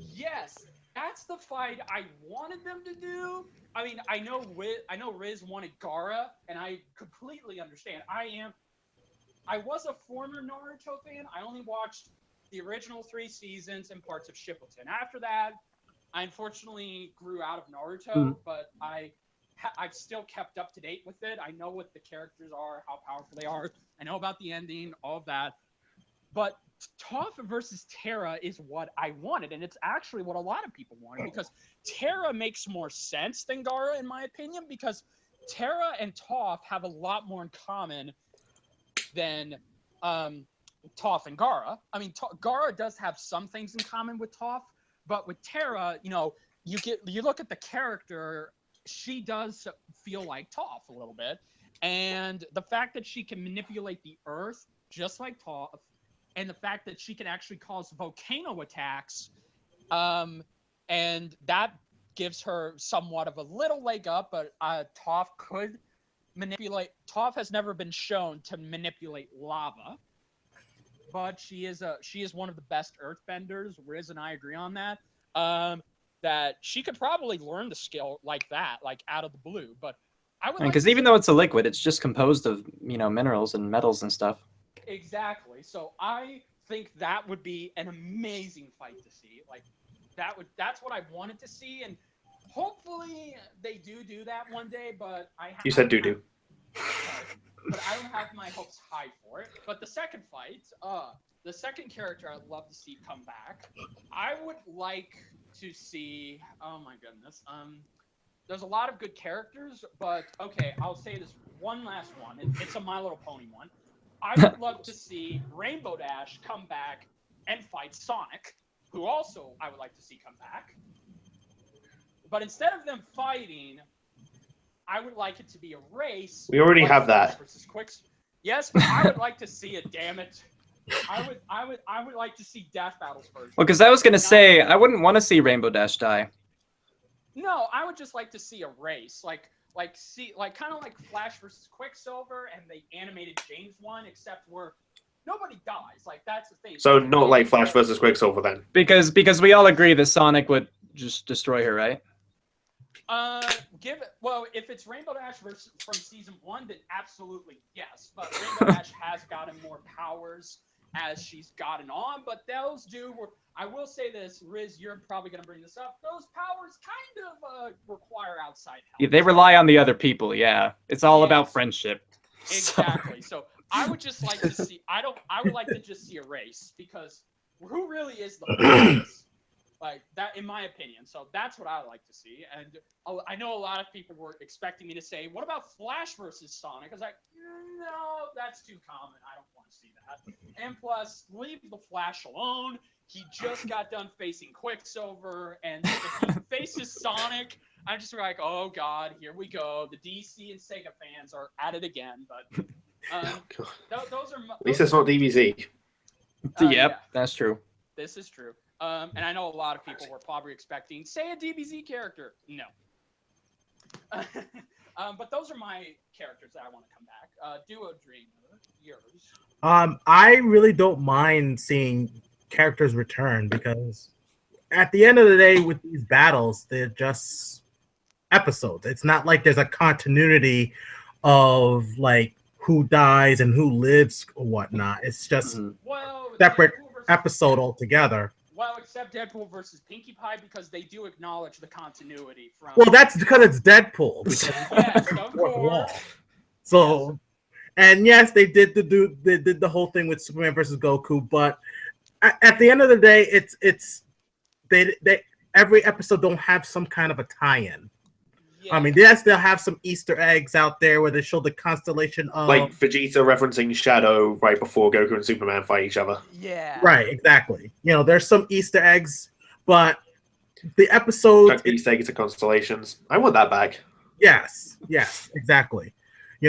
But should they space them out? Yes, I don't think they should do it a lot. Yeah. And who I would like to see return to Death Battle, I would like to see Link return. Oh, that's a There good you go. And I would like to see him face Sora. Oh, even better. They should have done that Sora's going to fight Pit. before the release of the Switch. That would have been awesome. Yeah. Yes. Quick question, actually. So it seems so far we're all pretty much okay with characters returning. Yeah. What about like if Batman or Shadow were to come back again? Well, Like, what if it's the same characters returning? Like, is that As long as it's spaced out enough, I don't mind. okay? Yeah. And if Batman comes back and faces another if he faces someone like Punisher, Black Panther, or one of those, then I'd be fine with it. But if Shadow comes back and people actually say, "Oh, they're gonna do Shadow right this time. They're not gonna screw him over like they did in the other 2 times." And if Shadow goes up against Try someone- fighting someone who can make you forget everything. yeah, and somebody who can I am glowing. Why am I glowing? glowing. Oh my god, I'm glowing. Screw you. But yeah, I agree. If those characters were to come back, I think that'd be interesting. Like Okay. in my personal opinion. But go on, Duo Dreamer. Continue. Sorry. Oh, I'm all set. I was gonna let Spectralstar go last. I think I can guess who Spectralstar's gonna say, but I'll let him say it anyway. I'm sorry. Returning characters. Well, I would like to see Luke Skywalker come back. Oh yeah. Ooh. There's a rumor. Now I don't know if you saw this, Riz, but Tori posted a picture of him 3D animating Harry Potter, and I'm wondering, could that be because the new Harry Like a Potter- Samus versus Boba kind of thing? Yeah. Yeah, like a remaster. Oh, that'd be cool. I'd like to see that from Master Chief versus Doom guy. Yeah, I would. Because the new Star Wars Episode 8 comes out in December, and the Fantastic Beasts and Where to Find Them comes out on Blu-ray soon. The Harry Potter prequel. So I think that could be good timing. But I mean, I would just love to see Luke Skywalker come back. But that's the thing. Who could he fight? I mean, because he would have to fight someone that could match him in the Force. Well, I mean, you had Vader versus, Doctor Doom. They don't have to match him in the Force. Very true. Very true. It could be. It could be another overpowered character that could potentially beat Luke Skywalker. Yeah. I could see that. Yeah. Hmm. Anyone else Spectralstar? Like no other people you can think of. The Ninja Turtles. Really like for them to come back. Oh. Not just Leo. Leo is the only Death Battle character to win a Death Battle twice. Yes. Well, Unless Yeah, we're Superman counting too. both Goku versus Superman. Well, yes, and Superman, but technically the second one doesn't count because the second fight was an extension of the first fight originally. Okay, I get what you mean. Yeah, exactly. So technically that doesn't count as a second win in my opinion, but neither does Samus versus Boba Fett. That's a remaster, not a Yeah. rematch. So. Yes, exactly. So I thought you were gonna honestly. From what I was getting at, I honestly was under the impression that Spectralstar was gonna say someone like Mega Man or Tifa. well, yeah, I'd like Mega Man to come back, but I'd really like for Guts to come back and Yes. kill somebody else. To be honest with you. Oh, God. We're all Berserk fans. Woo! Woo! Amazing, That's it right? Yeah. for me. Okay. All right. This was fun, guys. This was a. What, do I not get to say it? Oh yeah. Oh, Oh, poor your only I'm no, sorry, your only mate. You don't get an opinion, your only mate. Get out of here. Go ahead, your only mate. Wow. I'm sorry. I'm very sorry. You should be. I'll kill all of you in your sleep. Oh, Jesus. Jesus. I like to see you try. Challenge accepted. No, I'll leave Riz alone. Oh, hey! I get a pass. That's bullshit right there. Anyway, go on. Sorry. Anyway, as for returning characters, as long as they're spaced out enough, then I don't mind, because if we have the same character too many times, it's just going to get repetitive and just boring. Yay, To we me. all have the same opinion. Woo! Yeah. As for returning, in terms of who I'd like to see come back, I'm not too sure, but I have thought of some matchups, or at least seen matchups suggested Yay. enough. So, no. Yay. No. I'm sorry, I have a terrible cough. Yeah, gets much worse, you could die. Surprised you But- haven't ripped open your stitching yet there. Oh, Rich, with no, all that no. coughing. No, it's all right. My stitching's fine. I don't know, if they brought back, let's say, Hulk, he's most likely going to fight Broly. If they brought back Tifa, I guess Sakura, That would be good. Pikachu, maybe. I keep forgetting the name, that mascot from Yokai Watch. Oh god, I know. I haven't seen that. I keep blanking on it. Like, Wanyan? yeah, that. Cat? Yeah. Yeah, Jabanyan.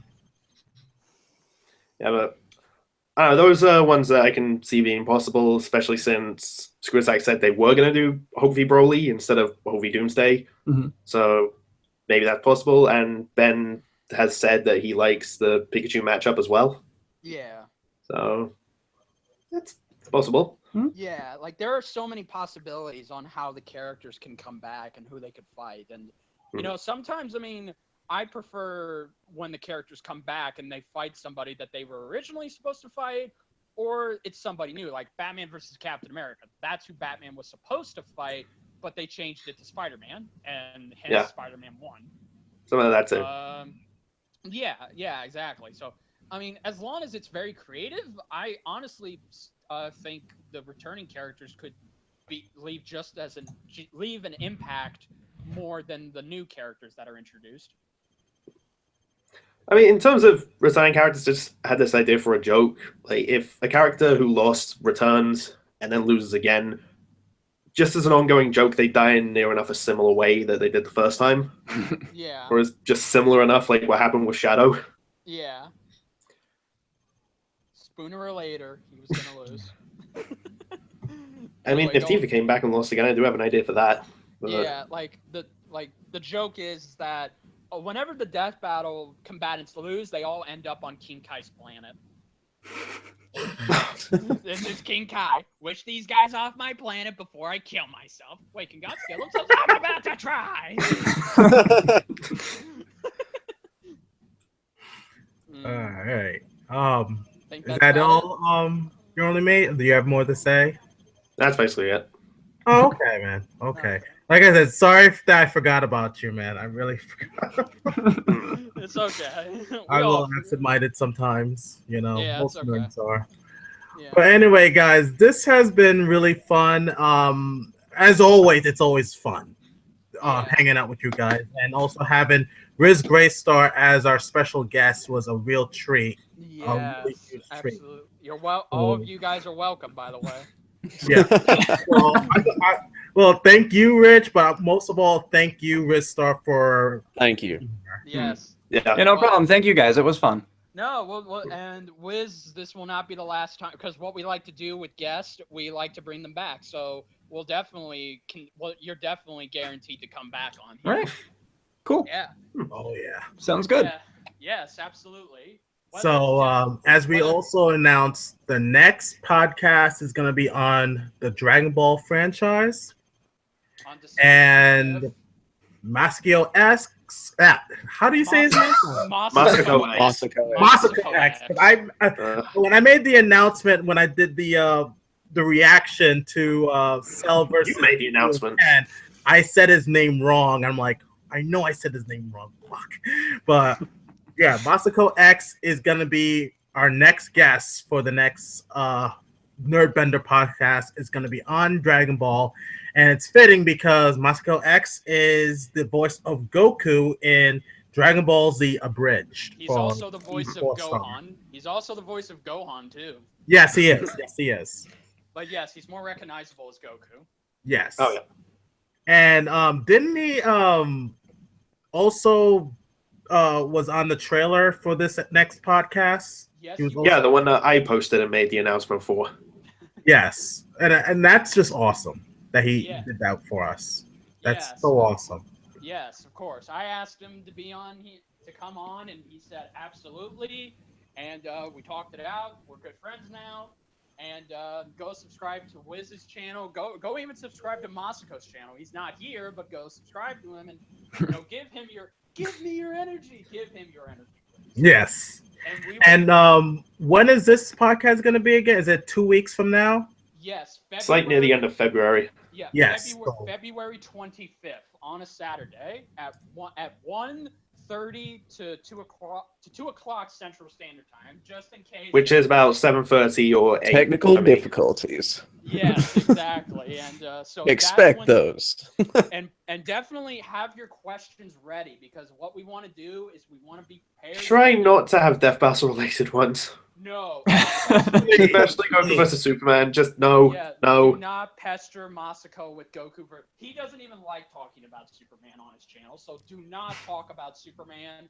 Don't talk about that big blue Boy Scout on here, please. We don't want to talk about him. All that. So have your questions ready for Masako, and he will answer them. So yes, get ready for that podcast. Definitely. Yes, absolutely.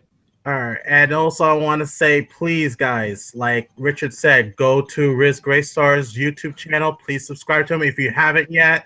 Also, follow him on Twitter, and also follow everyone else that's on the Nerdbender podcast. I know it's on my channel, but please go to everyone's respective channels because they do awesome stuff, from Let's Plays to reviews to reaction videos, and we all different in every other way. I've recently started doing cracks. What? Pranks? No, Cracks. Cracks? Yeah, Okay.